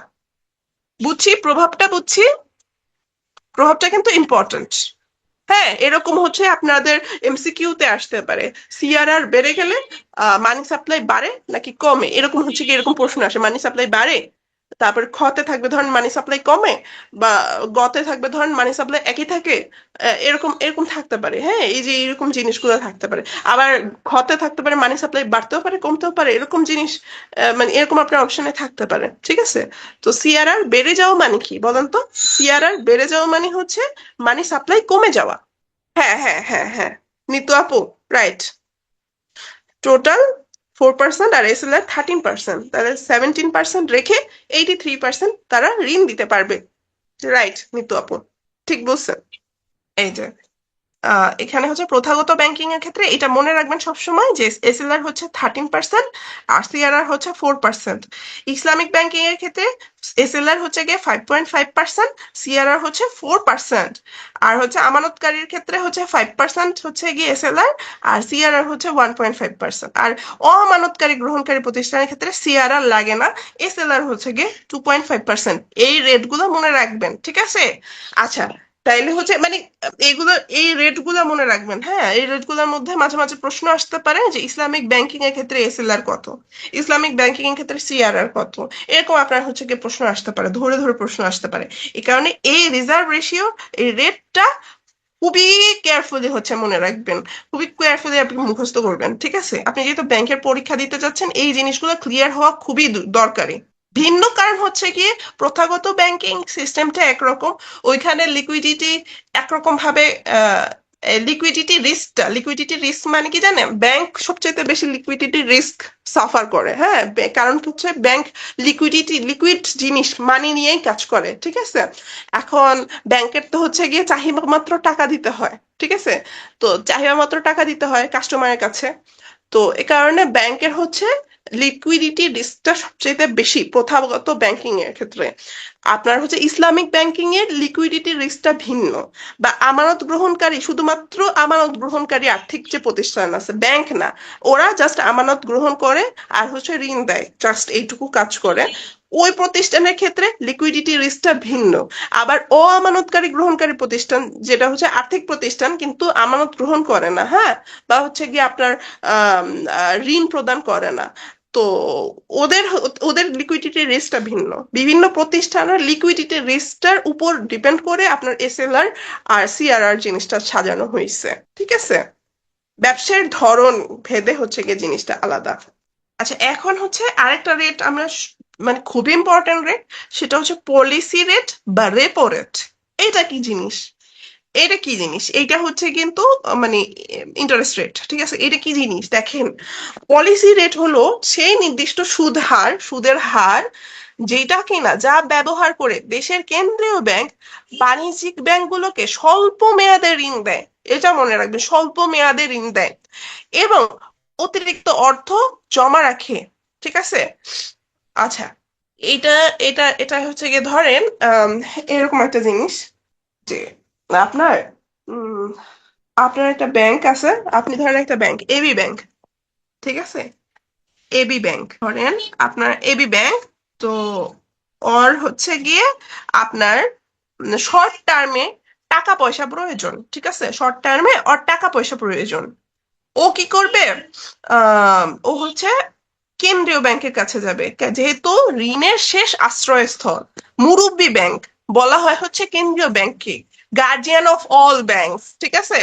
তো ও যেহেতু টাকা পয়সা পাচ্ছে না, ওর লিকুইডিটি ক্রাইসিস হইছে, হ্যাঁ, স্বল্প মেয়াদে ওর টাকা পয়সা প্রয়োজন। তো ও যাবে হচ্ছে ধরেন সেন্ট্রাল ব্যাংকের কাছে, কেন্দ্রীয় ব্যাংকের কাছে, ঠিক আছে। কেন্দ্রীয় ব্যাংকের কাছে যায়া বলবে যে আমার একটা ট্রেজারি বিল আছে, ঠিক আছে। ওর ধরেন একটা ট্রেজারি বিল, ট্রেজারি বিল কি স্বল্প মেয়াদের হচ্ছে জিনিস না? তো ও বলবে ট্রেজারি বিল আছে, ট্রেজারি বিল, ট্রেজারি বন্ড নাকি, তো ট্রেজারি বন্ড কিন্তু দীর্ঘমেয়াদের জিনিস, ঠিক আছে। ও বলবে আমার কাছে একটা ট্রেজারি বিল আছে, তুমি হচ্ছে আমাকে 100 টাকা দাও, মানে 100 টাকা দাও, আর পরবর্তীতে আমি তোমাকে হচ্ছে গিয়ে মানে ধরেন আমার কাছে হচ্ছে ট্রেজারি বিল আছে, এইটাকে জামানত রেখে তুমি হচ্ছে আমাকে 100 টাকা ঋণ দাও, ঠিক আছে। এই জিনিসটা 100 টাকা, এই যে জামানত রেখে তুমি হচ্ছে গিয়ে আমাকে 100 টাকা ঋণ দাও, ঠিক আছে, এটা বলবে। তারপরে লাস্টে মানে ধরেন হচ্ছে গিয়ে স্বল্প মেয়াদের ঋণ, তো ধরেন 3 মাস পরে বা 1 মাস পরে ও বলবে আচ্ছা ঠিক আছে, এখন আমার হচ্ছে গিয়ে টাকা পয়সার সমস্যা ঠিক হয়েছে, এখন তুমি আমার হচ্ছে গিয়ে ট্রেজারি বিলটা আমাকে ফেরত দিয়ে দাও, এবং হচ্ছে গিয়ে তুমি এই যে 100 টাকা সুদ আসল সহ 110 টাকা হয়েছে, এই 110 টাকা নিয়ে যাও, ঠিক আছে। তো এটাকে রিপারচেস রেট বা রেপো রেট বলা হয়, বলা হইতো আগে, বলা হইতো, মানে এটা এটা পরিচিত, রেপো রেট নামে পরিচিত, কারণ হচ্ছে এই যে এই কারণে, এই যে ট্রেজারি বিল যে আদান প্রদান হইতেছে, ট্রেজারি বিল ওর কাছে দিছে, কেন্দ্রীয় ব্যাংক ওরে 100 টাকা দিচ্ছে, দেন আবার একটা মেয়াদ পরে আবার এবি ব্যাংক আইসা বলতেছে এখন তুমি, এখন আমার টাকা পয়সার ঝামেলা মিটছে, তুমি আমার কাছে হচ্ছে গিয়ে ওই যে 100 টাকার যে আমি ট্রেজারি বিলটা দিছিলাম ওটা আমাকে ফেরত দাও, আমি তোমাকে 110 টাকা ফেরত দিয়ে দিতেছি, ওই যে রিপারচেস করতেছে, দেখছেন ট্রেজারি বিলটা কি করতেছে, রিপারচেস করতেছে। এই কারণে এই পলিসি রেটটাকে আরেকটা নামেও ডাকা হয়, সেটা হচ্ছে রেপো রেট, বুঝছি। এটা জামানত, ট্রেজারি বিলটা জামানত হিসেবে রাখা হয় স্বল্প মেয়াদী ঋণের ক্ষেত্রে। তো যখন এই পলিসি রেটটা বাড়ানো হয়, ঠিক আছে, ধরেন পলিসি রেট আছে কত, পলিসি রেট আছে হচ্ছে 10%, ঠিক আছে। হ্যাঁ, পলিসি রেট হচ্ছে 10%। এখন ধরেন হচ্ছে পলিসি রেটটা কত পার্সেন্ট করে দেওয়া হইলো, 11% করে দেওয়া হইলো, ঠিক আছে, ধরেন 11% করে দেওয়া হইলো, বা 12% করে দেওয়া হইলো, 13% করে দেওয়া হইলো, মানে পলিসি রেটটা বাড়ানো হয়েছে। পলিসি রেটটা বাড়ানো মানে কি বলেন তো, ঋণের সুদ বাড়ায় দেওয়া, তাই না, ঋণের সুদ বাড়ায় দেওয়া। ব্যাংকগুলা আগে আপনার মানে কেন্দ্রীয় ব্যাংকের কাছ থেকে 10 টাকায় সুদে ঋণ নিতে পারতো, এখন হচ্ছে ওদের ঋণের খরচটা বেড়ে গেছে, ঋণের, হ্যাঁ ঋণের খরচটা বেড়ে গেছে, এখন ঋণের খরচ যেহেতু বেড়ে গেছে, এইটা তো ওগো কাছে ভাল লাগবে না, ভাল লাগবে খরচ, আপনার যদি খরচ আগে যেরকম ছিল এখন যদি খরচ বেড়ে যায় তাহলে কি আপনার কাছে ভালো লাগবে, এটা আপনি তো নিশ্চয়ই হচ্ছে কি আপনার কাছে কমফোর্টেবল মনে হবে না। আপনি তখন কি করবেন, আপনি তখন কম কম ঋণ নিবেন। হ্যাঁ, এই যে হ্যাঁ বেঞ্জামিন ভাই, অনিরুদ্ধ ভাই, এরা বুঝছে, কম কম টাকা ঋণ নিবেন। এখন কম কম টাকা ঋণ নিলে ব্যাংকের কাছে কম টাকা থাকা মানে কি, হয় হচ্ছে গিয়ে মানুষের কাছেও কম টাকা ঋণ দিতে পারবে, তাই না, মানুষের কাছেও কম টাকা ঋণ দিতে পারবে, তাই কি না বলেন। হ্যাঁ, মানুষের কাছেও হচ্ছে কি কম টাকা ঋণ নিতে পারে। হ্যাঁ, মানুষের কাছেও যেহেতু কম টাকা ঋণ দিতে পারে, তার মানে কি, মানে মানি সাপ্লাই আলটিমেটলি কি হইলো, ঋণ দিলে কি হয়, মানি সাপ্লাইটা বেড়ে যায় না, ঋণ দিলে কি হয়, বেশি ঋণ দিলে কি হয়, বেশি ঋণ হইলে মানি সাপ্লাইটা বেড়ে যায়, তাই না। এখন যদি মানুষ কম ঋণ নেয়, ব্যাংক যদি কম ঋণ দিতে পারে, ব্যাংক নিজেও যদি, ব্যাংকের কাছে যদি টাকা পয়সা কম থাকে, তাইলে হচ্ছে কি হবে, মানি সাপ্লাইটা কমে গেল, তার মানে হচ্ছে এই যে মুদ্রাস্ফীতি, এইটাকে নিয়ন্ত্রণ করা হইলো, মানি সাপ্লাইটাকে কমায় ফেলা হইলো, বুঝছি শুভ ভাই, বুঝছি, এটা তারল্য নিয়ন্ত্রণের জন্য জন্য না, এটা হচ্ছে মূল্যস্ফীতি নিয়ন্ত্রণের জন্য, সরি মূল্যস্ফীতি না, মুদ্রাস্ফীতি নিয়ন্ত্রণের জন্য, ইনফ্লেশনটাকে নিয়ন্ত্রণ করার জন্য। হ্যাঁ, ইনফ্লেশন কমবে, তখন ইনফ্লেশন কমবে, বুঝতে পারছি। আচ্ছা, এইটা হচ্ছে সেই কারণে, ঠিক আছে, তাহলে মূল্যস্ফীতি নিয়ন্ত্রণ এবং বাজারের অর্থ সরবরাহ ঠিক রাখতে এটা একটা শক্তিশালী হাতিয়ার, পলিসি রেটটা একটা শক্তিশালী হাতিয়ার।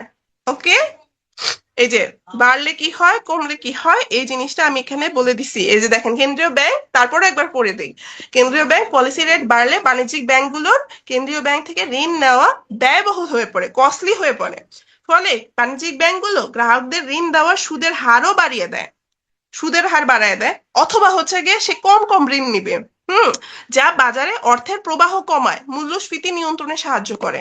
বুঝতে পারছি, এটা নিয়ে কোনো ঝামেলা আছে আপনাদের মধ্যে, বুঝছি সবাই।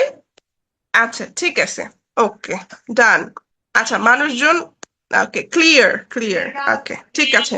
এবার হচ্ছে কমলে কি হয়, ঠিক আছে, পলিসি রেট যখন কমছে তখন কি হবে, বাণিজ্যিক ব্যাংকগুলো কম সুদে ঋণ পায়, ফলে গ্রাহক ও ব্যবসায়ীদের জন্য ঋণ নেওয়া সহজ হয়ে যায়, সস্তা হয়ে যায়। এতে বাজারে অর্থ সরবরাহ বাড়ে, বিনিয়োগ বৃদ্ধি পায়। যখন অর্থনীতি মন্দার মধ্যে দিয়ে যায়, ডিফ্লেশনের মধ্যে দিয়ে যায়, বা অর্থনীতিকে গতিশীল মানে অর্থনৈতিক গতিশীলতা প্রয়োজন যখন, তখন বাংলাদেশ ব্যাংক কি করবে, পলিসি রেটটা কমায় দিবে। ঠিক আছে? ওকে, এবার হচ্ছে রিভার্স রেপো রেট। ঠিক আছে, রেপো রেট যেহেতু বুঝছি আমরা, হ্যাঁ, তো এটা রিভার্স রেপো রেটটা হচ্ছে উল্টাটা।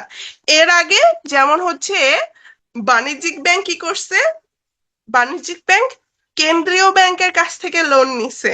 ঠিক আছে, কেন্দ্রীয় ব্যাংকেরও তো মাঝে মাঝে টাকা পয়সার প্রয়োজন হইতে পারে, হইতে পারে না নাকি, হইতে পারে না?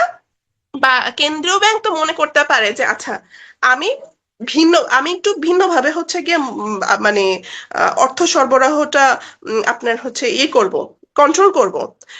সে মানে মানে কেন্দ্রীয় ব্যাংক কি করে, কেন্দ্রীয় ব্যাংকেরও ব্যাংক মাঝে মাঝে হচ্ছে গিয়ে আপনার এটা কি করে, মানে কেন্দ্রীয় ব্যাংক হচ্ছে উল্টাটা, এটা হচ্ছে উল্টাটা। কি বলতেছি আমি, এবি ব্যাংক হচ্ছে গিয়ে এর আগে হচ্ছে বাণিজ্যিক ব্যাংক কেন্দ্রীয় ব্যাংকের কাছ থেকে হচ্ছে লোন নিছে, আর রিভার্স রেপো হচ্ছে গিয়ে কেন্দ্রীয় ব্যাংক এবি ব্যাংক থেকে লোন নিবে। মানে এবি ব্যাংককে বলবে কেন্দ্রীয় ব্যাংক যে আসো আমার আমার কাছে আমানত রাখো, আমার কাছে ডিপোজিট রাখো, তার বিনিময়ে তুমি সুদ পাবা, তার বিনিময়ে তুমি সুদ পাবা। এখানে হচ্ছে কি হয়েছে, এখানে হচ্ছে এবি ব্যাংক লোন নিছে। ঠিক আছে, আর রিভার্স রেপোতে কি হয়েছে, রিভার্স রেপোতে রিভার্স রেপোতে জাস্ট রিভার্স হয়ে গেছে। কেন্দ্রীয় ব্যাংকের কাছে এই যে আপনার যে অতিরিক্ত টাকাটা, এবি ব্যাংকের যে অতিরিক্ত টাকাটা ওরা আমানত হিসাবে রাখবে, আমানত রাখবে। ঠিক আছে, আমানত, আমানত রাখবে, ডিপোজিট রাখবে। ঠিক আছে, আমানত, বুঝতে পারছি? এটা জাস্ট আমানত হিসেবে রাখবে, অতিরিক্ত অর্থ। হ্যাঁ, বাণিজ্যিক ব্যাংক, হ্যাঁ বাণিজ্যিক ব্যাংক থেকে ঋণ নেবে কেন্দ্রীয় ব্যাংক, দ্যাটস ইট। হ্যাঁ, এইভাবে মনে রাখতে পারেন, বা আমানত হিসেবে জমা রাখবে, ডিপোজিট হিসেবে জমা রাখবে। ঠিক আছে, ডিপোজিট রাখবে। এবি ব্যাংকের যে অতিরিক্ত অর্থটা এবি ব্যাংক বলবে যে আচ্ছা ঠিক আছে, তুমি ইনভেস্টমেন্টের কোনো জায়গা পাইতেছো না, আমি তোমার এই ইনভেস্টমেন্টের জায়গা করে দিতেছি। আমার টাকা পয়সার দরকার আছে, আমার টাকা পয়সা লাগবে, তুমি আমার কাছে আমানত হিসেবে এই অতিরিক্ত টাকাটা রেখে দাও, আমি তোমাকে একটা পার্সেন্টেজ হারে সুদ দিব। সেন্ট্রাল ব্যাংক, হ্যাঁ সেন্ট্রাল ব্যাংকে ইনভেস্টমেন্ট ডিরেক্ট। ইয়েস বেঞ্জামিন ভাইয়া, বুঝছি। এটা নিয়ে কোনো প্রবলেম আছে আপনাদের? না না, এসডিএফ না, এটা হচ্ছে স্বল্প মেয়াদী ভিত্তিতে, এটা হচ্ছে এসডিএফ ভিন্ন, এটা হচ্ছে স্বল্প মেয়াদী ভিত্তিতে। রিভার্স রেপোর হার, সুদের হার, যে হারে দেশের কেন্দ্রীয় ব্যাংক বাণিজ্যিক ব্যাংকের কাছ থেকে স্বল্প মেয়াদের ভিত্তিতে অর্থ ধার করে। ঠিক আছে, কেন্দ্রীয় ব্যাংকের যদি, কেন্দ্রীয় ব্যাংক যখন হচ্ছে অতিরিক্ত তারল্য, এটার ক্ষেত্রে কি হয় যে ধরেন আপনার আমানতের আপনার হচ্ছে এটা কি এসডিএফ নাকি রিভার্স রেপো রেট কি এসডিএফ? উম হ্যাঁ, এই দুইটা হচ্ছে সেম, সরি। তো রিভার্স রেপো যখন হচ্ছে এসডিএফ, এটা আর এসডিএফ সেম। তো তখন হচ্ছে বাণিজ্যিক ব্যাংকগুলো দেখেন, যখন হচ্ছে ধরেন উম এই আমানতের যে ডিপোজিট যে রেটটা, এটা ধরেন বাড়ায় দেয়, হ্যাঁ। এসডিএফ রেট আছে কত, এসডিএফ রেট আছে ধরেন 8%, এখন আছে 8%, ধরে হচ্ছে কি এটা 10% করে দিল। ঠিক আছে, ধরেন 10% করে দিল। তো 10% করে দেওয়া মানে কি, আপনার হচ্ছে মানে আহ, বাণিজ্যিক ব্যাংকগুলো তখন ভাববে আরে বাবা, আমি তো হচ্ছে গিয়ে আমার তো কেন্দ্রীয় ব্যাংকের ইনভেস্টমেন্টটা হচ্ছে গিয়ে টোটালি সেফ, কেন্দ্রীয় ব্যাংকে টাকা রাখলে তো আমি হচ্ছে গিয়ে সুদটা আমি পাবোই পাবো, অন্যান্য জায়গায় বিনিয়োগ করলে কি আছে, ওইখানে রিস্ক আছে, এখানে তো আমি রিস্ক নাই, রিস্ক ছাড়াই আমার হচ্ছে 2% এক্সট্রা আমি প্রফিট পাই যেতেছি, তাহলে তো আমার এখানে ভালো একটা চান্স, ইনকাম করার, ভালো ইনকাম জেনারেট করার ভালো একটা চান্স। তাইলে আমি কি করব, আমি টাকাটা হচ্ছে আম, আপনার হচ্ছে 7.5, 8%, তো 8%, তো 7.5 হবে, এসডিএফ কি 7.5 হবে? এসডিএফ 7%, 8%, আচ্ছা আমি 8% লিখেছিলাম, 7 পয়েন্ট, আচ্ছা এটা হয়তো আজকের আপডেট। ও আচ্ছা, আচ্ছা ঠিক আছে, তাহলে আজকের আপডেট আপনার হচ্ছে গিয়ে আপডেটটা হচ্ছে ই করে নিন, এটা আমি দেখি নাই, ঠিক আছে। ধন্যবাদ এটা বলার জন্য। 7.5%। ওকে, ঠিক আছে। তাহলে হচ্ছে কি দেখেন, এসডিএফ যদি রেটটা হচ্ছে দেখেন, যদি কমায় মানে বাড়ায় দেয়, সেক্ষেত্রে কি হয়, সেক্ষেত্রে হচ্ছে কি ব্যাংকগুলো তখন কি করবে, কেন্দ্রীয় ব্যাংকের কাছে টাকা জমা বেশি বেশি রাখবে। তাইলে কেন্দ্রীয় ব্যাংকের কাছে যদি হচ্ছে কি বেশি বেশি টাকা রাখে, তখন হচ্ছে কি এটা অন্যান্য জায়গায় ব্যাংক তাইলে অন্য জায়গায় ঋণ কম দিবে, অন্য জায়গায় ইনভেস্ট কম করবে। হ্যাঁ, ব্যাংকের ইনভেস্টমেন্ট মানে কি, মানুষকে ঋণ দেওয়া, তাই না? তো মানুষকে ঋণ দিবে না, মানুষকে না ঋণ দিয়ে ও হচ্ছে কোথায় ঋণ দিবে, ও হচ্ছে কেন্দ্রীয় ব্যাংকেই লোন প্রোভাইড করবে। ঠিক আছে, তার মানে কি এটা হচ্ছে মানি সাপ্লাইকে কমাই দিতেছে। হ্যাঁ, মানি সাপ্লাইকে কমাই দিতেছে, এসডিএফ রেটটা বাড়া মানে হচ্ছে মানি সাপ্লাই কমে যাওয়া, তার মানে আর এসডিএফ রেটটা কমে যাওয়া মানে কি, ঠিক তার উল্টাটা। ঠিক আছে, এসডিএফ রেটটা যখন কমে যায়, তখন ব্যাংক চিন্তা করে না, মানে কেন্দ্রীয় ব্যাংকের কাছে তো টাকা জমা রেখে তাহলে লাভ নাই, তাহলে হচ্ছে কি আমরা কি করব, আমরা হচ্ছে কি আমানত মানে ব্যাংকের যে হচ্ছে কি এমনি কাস্টমার আছে ওদের কাছে আমরা ঋণ টিন বেশি মানে ওদের কাছে আমরা আহ, ঋণ টিন বেশি দিব। ওদের কাছে ঋণ বেশি দিলে হচ্ছে কি আমরা ওই জায়গা থেকে বেশি টাকা পয়সা পাবো আর কি। ঠিক আছে, আহ এইটা মানি সাপ্লাইকে কমাই দিতেছে বা বাড়াই দিতেছে এটা। হ্যাঁ, বা আপনার হচ্ছে গিয়ে আরেকটা ভাবে চিন্তা করা যাইতে পারে যে এসডিএফ রেট যখন 7.5% হয়, তখন হচ্ছে গিয়ে আমার আম, মানে আপনার হচ্ছে ইন্টারেস্ট রেটটা আমাদের ধরেন মানে এসডিএফ রেটটা যখন কমে যায়, তখন আমাদের দেশের যে ইন্টারেস্ট রেটটা, এমনিতে যে ইন্টারেস্ট রেটটা, সেইটাও আর কি আপনার এসএলআর রেট চেয়ে এটা কম ধরা হয় কেন? এসএলআর রেট আর সিআর এর রেট কেন কম ধরা হয়? এটা এটার কারণটা হচ্ছে আপনার হচ্ছে উম, ধরেন আমার টাকাটা আমি মানে ধরেন আপনার টাকাটা, হ্যাঁ ধরেন আপনার কাছে হচ্ছে 100 টাকা আছে।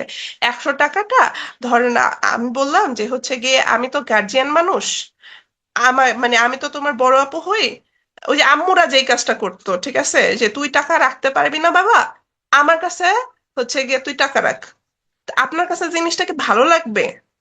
আপনার কাছে কিন্তু জিনিসটা ওরকম মানে ইন্টারেস্টিং মনে হবে না। আপনি কেমনে চাপায় চুপায় কম দিতে পারেন ওইটা চিন্তা করবেন। ঠিক আছে, চাপায় চুপায় আপনি কম দেওয়ার চেষ্টা করবেন, যে আচ্ছা ঠিক আছে আমি 500 টাকা পাইলে বলবেন, মেহমানদের কাছে 500 টাকা পাইলে আপনি বলবেন যে না আমি 100 টাকা পাইছিলাম, হ্যাঁ এই নাও 100 টাকা। হ্যাঁ, সব নিয়ে নিত, আম্মুরা হচ্ছে সব নিয়ে নিত। ঠিক আছে, তো ব্যাংক এইটা মানে কেন্দ্রীয় ব্যাংক তো গার্জিয়ান মানুষ, ও এটা বুঝে যে আচ্ছা ঠিক আছে ওরে তো এরকম বললে লাভ হবে না। ওরে বললাম যে আচ্ছা ঠিক আছে তুই কম রাখ, 4% টাকা আমার কাছে রেখে দে, বাকি টাকা তুই নিজের মতো কইরা টুইরা খা। ঠিক আছে, আর এসএলআর যেটা ওইটা তোর কাছেই থাকলো বাবা, তোর কাছেই থাকলো। হ্যাঁ, যে এটা জাস্ট হচ্ছে গিয়ে তুই ইনভেস্ট করে রাখ।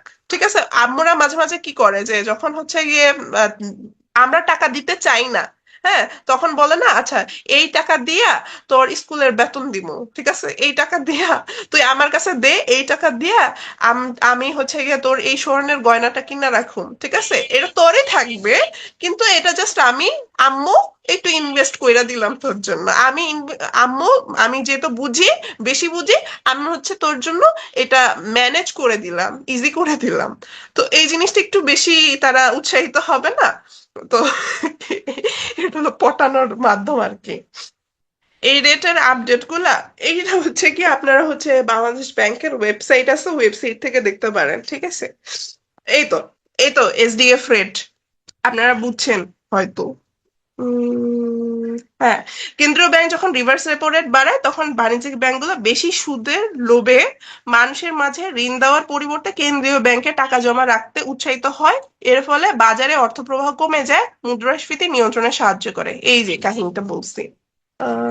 আচ্ছা, এরপরে হচ্ছে এসএলএফ। এসএলএফ হচ্ছে স্ট্যান্ডিং লেন্ডিং ফ্যাসিলিটি। এইটা হচ্ছে আপনার কেন্দ্রীয় ব্যাংকের একটি বিশেষ ঋণ সুবিধা, যার মাধ্যমে বাণিজ্যিক ব্যাংকগুলো জরুরি প্রয়োজনে, এর আগে আমরা যে হচ্ছে গিয়ে এই পলিসি রেট জানছি বা রেপো রেট জানছি, এরা হচ্ছে গিয়ে আপনার স্বল্প মেয়াদে ঋণ নিচ্ছে। হ্যাঁ, যে 1 মাস, 3 মাস, 2 মাস, ঠিক আছে, 6 মাস, এই ধরনের হচ্ছে গিয়ে মেয়াদে ঋণ নিচ্ছে, হ্যাঁ। আর এসএলএফ টা মনে করেন, এসএলএফ টা হচ্ছে গিয়ে আরো কম মেয়াদে।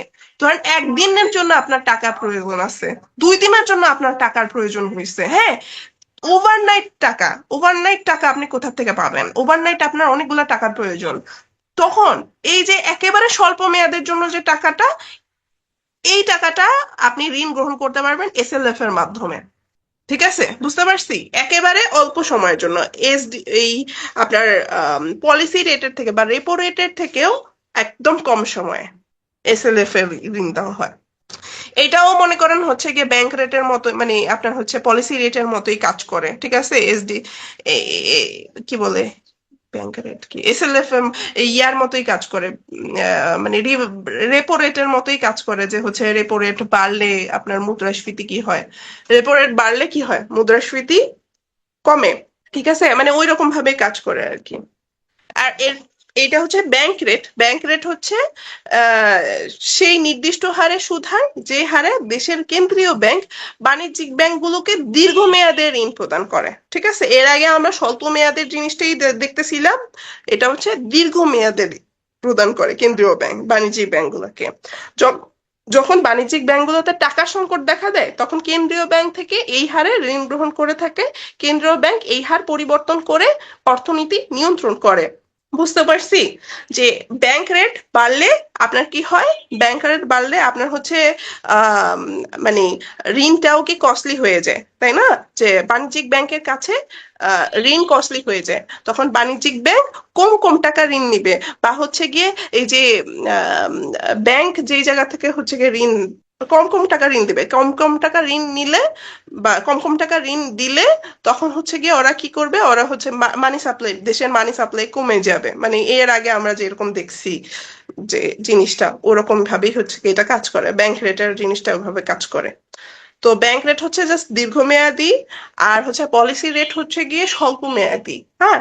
আর হচ্ছে যেটা হচ্ছে এসএলএফ, হ্যাঁ, স্ট্যান্ডিং লেন্ডিং ফ্যাসিলিটি, ওটা হচ্ছে আরো স্বল্প মেয়াদী, মানে একেবারে একদিনের জন্য বা 2 দিনের জন্য, এটা হচ্ছে এসএলএফ। আচ্ছা, এই তো।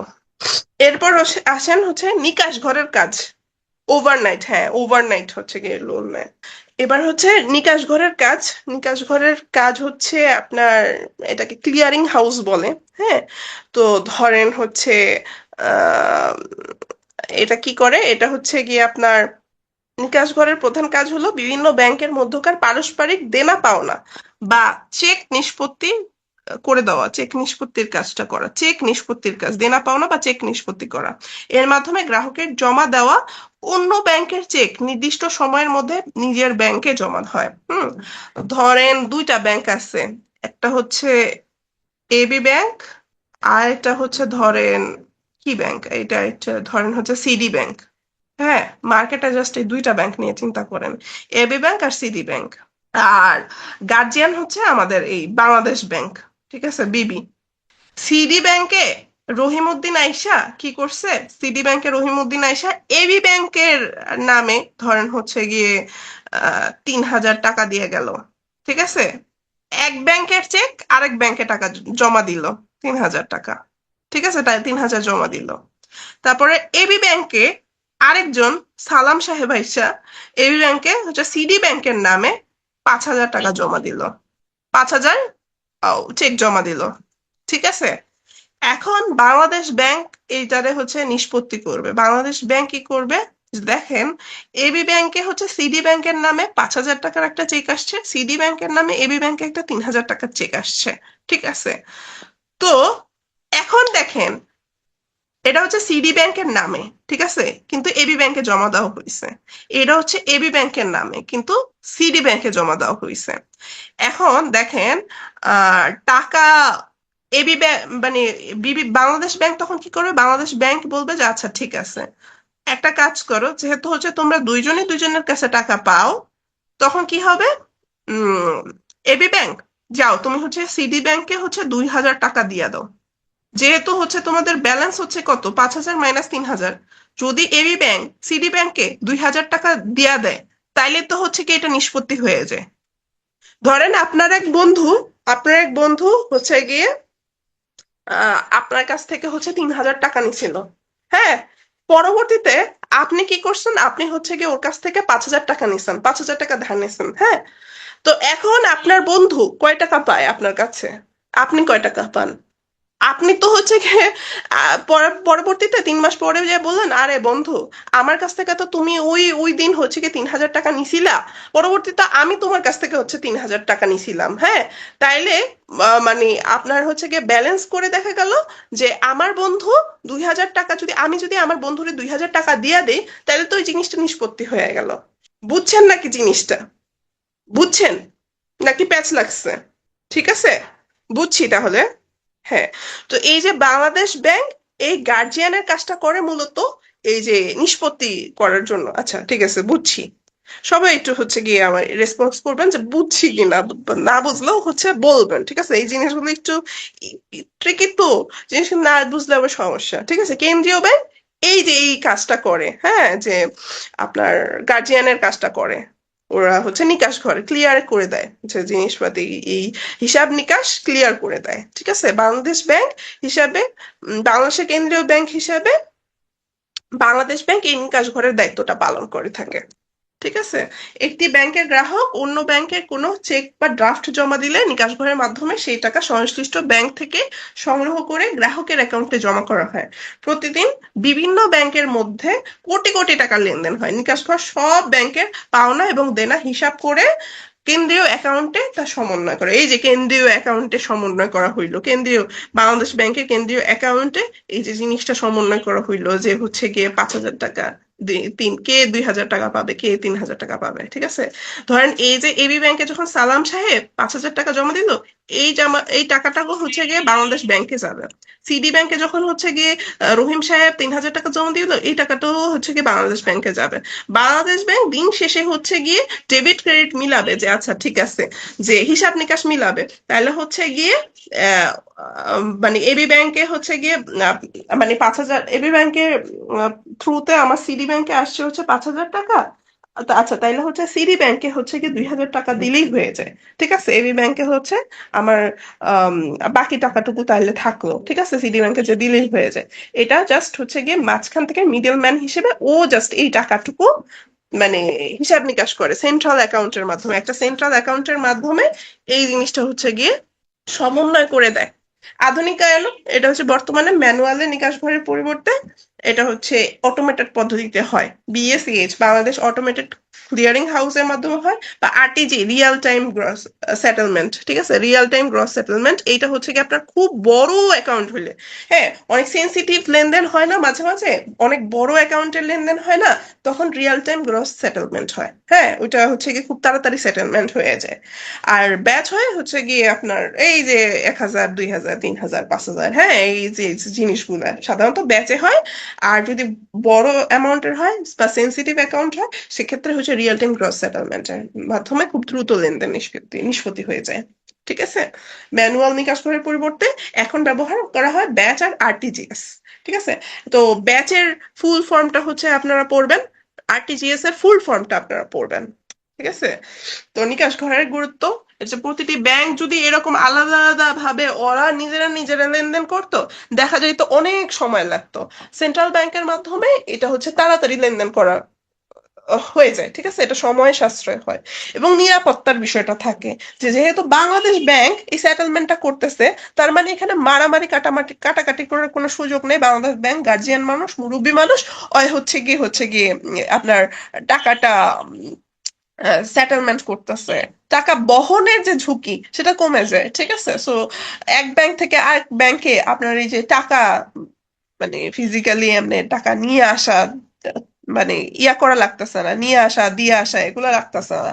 বাংলাদেশ ব্যাংক টুন করে হচ্ছে গিয়ে আপনার টাকা সেটেলমেন্ট করে দিচ্ছে। ঠিক আছে, সেন্ট্রাল অ্যাকাউন্টের মাধ্যমে। ব্যাংকিং শৃঙ্খলার প্রতীক। তো ব্যাংকগুলো পারস্পরিক আস্থা এবং কেন্দ্রীয় ব্যাংকের নিয়ন্ত্রণ বজায় রাখে, পারস্পরিক আস্থা বজায় থাকে এবং কেন্দ্রীয় ব্যাংকের নিয়ন্ত্রণ বজায় রাখে এই। আর এইটা তো করে হচ্ছে দেশের মধ্যে কোনো ইন্টারব্যাংক লেনদেনের ক্ষেত্রে, কিন্তু ইন্টারন্যাশনালের ক্ষেত্রে কি হয়? ইন্টারন্যাশনালি হচ্ছে গিয়ে তো একটা নিকাশ ঘরের দরকার আছে, তাই না? ইন্টারন্যাশনালিও হচ্ছে আপনার আম, টাকা পয়সা লেনদেন হয় এক ব্যাংক থেকে ইন্টার ব্যাংক, আর মানে এক দেশের ব্যাংক থেকে আরেক দেশের ব্যাংকে হচ্ছে গিয়ে আপনার টাকা ট্রান্সফার হয়। তো সেক্ষেত্রেও তো নিকাশ ঘরের প্রয়োজন আছে। তো এই কাজটা করা হচ্ছে আকু, আসিয়ান ক্লিয়ারিং ইউনিয়ন, ঠিক আছে? Asian clearing union. তো আকু হচ্ছে একটা আঞ্চলিক নিকাশ ঘর। এর মূল লক্ষ্য হচ্ছে সদস্য দেশগুলোর মধ্যকার বাণিজ্যিক লেনদেন সহজ করা এবং লেনদেনের ক্ষেত্রে আন্তর্জাতিক মুদ্রা ডলারের ব্যবহারের উপর চাপ কমিয়ে নিজেদের মধ্যে বিনিময় সুবিধা বাড়ানো, ঠিক আছে? আর সদর দপ্তর হচ্ছে আপনার তেহরান, ইরান। এটা আসতে পারে, এটা খুবই ইম্পর্টেন্ট, তেহরান, ইরান। তারপর হচ্ছে আপনার আকুর সদস্য দেশ হচ্ছে 11টা, ঠিক আছে? সর্বশেষ সদস্য হচ্ছে এই যে বেলারুশ আর মরিশাস। আর হচ্ছে এই যে কি কি সদস্য আছে: বাংলাদেশ, ভারত, পাকিস্তান, শ্রীলঙ্কা, মায়ানমার, ইরান, নেপাল, ভুটান, মালদ্বীপ, বেলারুশ আর মরিশাস। বেলারুশ আর মরিশাস এই দুইটা হচ্ছে নতুন। আর বাংলাদেশ ব্যাংকে মানে কেন্দ্রীয় ব্যাংকে বলা হয় হচ্ছে ঋণের শেষ আশ্রয়স্থল। কারণ কি? কেন্দ্রীয় ব্যাংক প্রয়োজনে তালিকাভুক্ত ব্যাংককে ঋণ প্রদান করে। ওই যে আমরা দেখলাম যে এসএলএফ, তারপর দেখলাম কি ওভারনাইট ঋণ দিতেছে, দীর্ঘমেয়াদী ঋণ দিতেছে, স্বল্প মেয়াদী ঋণ দিতেছে। যখন আর কেউ ঋণ দিচ্ছে না, তখন কে দিচ্ছে? কেন্দ্রীয় ব্যাংক দিচ্ছে, ঠিক আছে? তো কেন্দ্রীয় ব্যাংকগুলোকে এই জন্য হচ্ছে কেন্দ্রীয় ব্যাংককে বলা হয় ঋণের শেষ আশ্রয়স্থল। হ্যাঁ, যে কেন্দ্রীয় ব্যাংক প্রয়োজনে তালিকাভুক্ত ব্যাংক সমূহকে ঋণ দান করে। বিশেষ করে বাণিজ্যিক ব্যাংক সমূহ যখন বিকল্প কোনো উৎস থেকেই ঋণ পায় না, তখন কেন্দ্রীয় ব্যাংক ঋণ দিয়ে সাহায্য করে। তাই কেন্দ্রীয় ব্যাংকে বাণিজ্যিক ব্যাংকের ঋণের শেষ আশ্রয়স্থল বলা হয়। তো সাম্প্রতিক কিছু উদ্যোগ আছে বাংলাদেশ ব্যাংকের, যেমন গভর্নর কর্তৃক গুগল পে সেবার উদ্বোধন করা হয় এই 24 জুন 2025। এগুলো দেখে যাবেন, এগুলো তারিখ সহ দেখে যাবেন। এগুলো আসতে পারে। ব্যাংকিং মানে ব্যাংকের পরীক্ষা যেহেতু রিসেন্ট টপিকের উপর বেশি জোর দেওয়া হয়, এই জিনিসগুলো ভেরি ভেরি ইম্পর্টেন্ট। এগুলো ভালো করে দেখে যাবেন, ঠিক আছে? কোনটা কত তারিখে হয়েছে না হয়েছে এগুলো দেখে যাবেন। তারপর হচ্ছে বাংলাদেশ ব্যাংক অর্ডার, এটা 2025 10 এপ্রিল। আমরা জানি যে হচ্ছে বিগত সরকারের ক্ষেত্রে কি হয়েছে। বিগত সরকারের ক্ষেত্রে হচ্ছে আপনার ব্যাংকিং খাতে খুব বড় সড় একটা ধস আসছিল। তো সেটাকে সংস্কারের হচ্ছে প্রয়োজন পড়েছিল। এই কারণে বাংলাদেশ ব্যাংকে ঢেলে সাজানো বা হচ্ছে ব্যাংকিং খাতটাকে ঢেলে সাজানোর দরকার হয়েছিল। তো এ কারণে যে বাংলাদেশ ব্যাংকের নতুন অর্ডার, বাংলাদেশ ব্যাংক অর্ডার 2025, এটার প্রয়োজন হয়েছিল। হ্যাঁ, 10 এপ্রিল 2026 তারিখে আপনার হচ্ছে জাতীয় সংসদে পাশ হওয়া বাংলাদেশ ব্যাংক সংশোধন অধ্যাদেশ 2026, যা মূলত 2025 সালে প্রস্তাবিত খসড়ার আলোকে তৈরি। এটা মূলত হচ্ছে ওই যে 1972 সালে যে বাংলাদেশ ব্যাংক অর্ডার, সেইটা সংশোধন করে আপনার হচ্ছে আম, প্রশাসনিক আর্থিক স্বায়ত্তশাসন নিশ্চিত করার লক্ষ্যে প্রণীত করা হয়েছে, ঠিক আছে? এইটা বাংলাদেশ ব্যাংকের যে স্বায়ত্তশাসন ব্যবস্থা, ওইটাকে স্বায়ত্তশাসনটাকে আরো আরো বাড়ায় দেওয়া হয়েছে। স্বায়ত্তশাসন যে সিস্টেম সেটাকে আরো বাড়ায় দেওয়া হয়েছে। সরকার নিয়ন্ত্রণ কমিয়ে গভর্নর, ডেপুটি গভর্নরদের নিয়োগ প্রক্রিয়ায় পরিবর্তন এনেছে, ঠিক আছে? তো স্বায়ত্তশাসন বৃদ্ধি হয়েছে। পরিচালনা পর্ষদ, এখানে দেখেন কেন্দ্রীয় ব্যাংকে সরকারি হস্তক্ষেপ থেকে মুক্ত করে শুধুমাত্র সংসদ ও আইনি কাঠামোর কাছে জবাবদিহি করার ব্যবস্থা রয়েছে, ঠিক আছে? সংসদের কাছে জবাবদিহি করবে এবং মানে আইনি কাঠামোর কাছে জবাবদিহি করবে, ঠিক আছে? তো তারপর হচ্ছে গিয়ে এই যে সরকার একেবারে ডিরেক্ট হস্তক্ষেপ করতে পারবে না, ঠিক আছে? তো স্বায়ত্তশাসন বৃদ্ধি করা হয়েছে। এরপর হচ্ছে পরিচালনা পর্ষদ। পরিচালনা পর্ষদ থেকে সরকারি কর্মকর্তাদের উপস্থিতি বাদ দেওয়া বা কমানোর প্রস্তাব করা হয়, যাতে বিশেষজ্ঞ পর্ষদের দ্বারা হচ্ছে গিয়ে এটা গঠিত হয়। হ্যাঁ, বিশেষজ্ঞরা ভালো মতো মতামত দিতে পারে, ব্যুরোক্রেসি কমে যায়, ব্যুরোক্রেসি, লাল ফিতার দৌরত্ব, এগুলো কমে যায়। হ্যাঁ, বিশেষজ্ঞ যারা আসলে যারা জানাশোনা মানুষ, অর্থনীতি নিয়ে যারা হচ্ছে লেখাপড়া আছে মানুষ, তাদের নিয়ে যেন হচ্ছে পরিচালনা পর্ষদটা গঠিত হয়। গভর্নরের মেয়াদ নিয়ে 4 বছর থেকে বাড়ায় 6 বছর করার প্রস্তাব করা হয়েছে। হ্যাঁ, পরবর্তীতে তো হচ্ছে আমরা দেখছি যে আহ হ্যাঁ, এটা প্রস্তাব করা হয়েছে 4 বছর থেকে বাড়ায় হচ্ছে কি 6 বছর করার প্রস্তাব করা হয়েছে, ঠিক আছে? গভর্নরের মেয়াদ। তারপর হচ্ছে এটা এখনো হচ্ছে ডিবেটিং মানে ইস্যু, এটা এখনো ইয়া হয় নাই, এটা প্রস্তাব করা হয়েছে আর কি। নিয়োগ ও অপসারণ, গভর্নর আর ডেপুটি গভর্নরদের নিয়োগ ও অপসারণের ক্ষেত্রে অপসারণের ক্ষমতা সরকারের পরিবর্তে রাষ্ট্রপতির অধীনে, ঠিক আছে, রাষ্ট্রপতির অধীনে নিয়োগের ক্ষেত্রে সার্চ কমিটির সুপারিশ গ্রহণের প্রস্তাব, ঠিক আছে। আর্থিক স্বাধীনতা, মুদ্রানীতি প্রণয়ন এবং বাস্তবায়নে সরকারি নির্দেশনা, যেমন অর্থ মন্ত্রণালয়ের প্রভাব থেকে মুক্তি, ঠিক আছে। এরপর ব্যাংক রেজুলেশন, দুর্বল ব্যাংক একীভূতকরণ পুনর্গঠনের জন্য পৃথক একটা কাঠামো তৈরি করা হয়েছে, ঠিক আছে। বর্তমান অবস্থা কি? বর্তমান অবস্থা হচ্ছে 2025 সালে যে খসড়া তৈরির পর থেকে নানা মত বিরোধের পর 10 এপ্রিল 2026-এ ব্যাংক সংশোধন অধ্যাদেশ 2026 পাশ হয়েছে। এর লক্ষ্য হইল আধুনিক ব্যাংকিং ব্যবস্থা এবং আন্তর্জাতিক মুদ্রা তহবিলের পরামর্শ অনুযায়ী কেন্দ্রীয় ব্যাংকের সংস্কার সাধন। তারপরে রিস্ক বেসড সুপারভিশন, এটা এটা খুব ইম্পর্টেন্ট। এটা হচ্ছে গিয়ে কার্যকর করা হয়েছে 2026-এর জানুয়ারি থেকে। আর আরবিএস এর হচ্ছে লক্ষ্য হলো ব্যাংকিং খাতের তদারকি ও নিয়ন্ত্রণের গুণগত পরিবর্তন আনা। এবং এখানে হচ্ছে আরবিএস এর পাইলট প্রকল্প চালানো হয়েছে 20টি বাণিজ্যিক ব্যাংকে। এটা খুবই ইম্পর্টেন্ট জিনিস, এগুলো হচ্ছে গিয়ে আপনারা দেখে যাবেন, ঠিক আছে। বাংলাদেশ ব্যাংকে আরবিএস বাস্তবায়নের কাজ করছে। এটা হচ্ছে গত 2 বছর ধরে রিস্ক বেসড সুপারভিশন, ঠিক আছে। আরবিএস হচ্ছে ঝুঁকি ভিত্তিক তদারকি ব্যবস্থা, যেখানে কেন্দ্রীয় ব্যাংক সাধারণ নিরীক্ষার বদলে ঝুঁকিপূর্ণ ব্যাংকগুলো বা খাতগুলো বেশি গুরুত্ব দিবে। এটি মূলত ঝুঁকি শনাক্তকরণ, এর মাত্রা যাচাইকরণ এবং ব্যাংকের নিজস্ব নিয়ন্ত্রণ ব্যবস্থার কার্যকারিতা মূল্যায়ন করে, ঠিক আছে।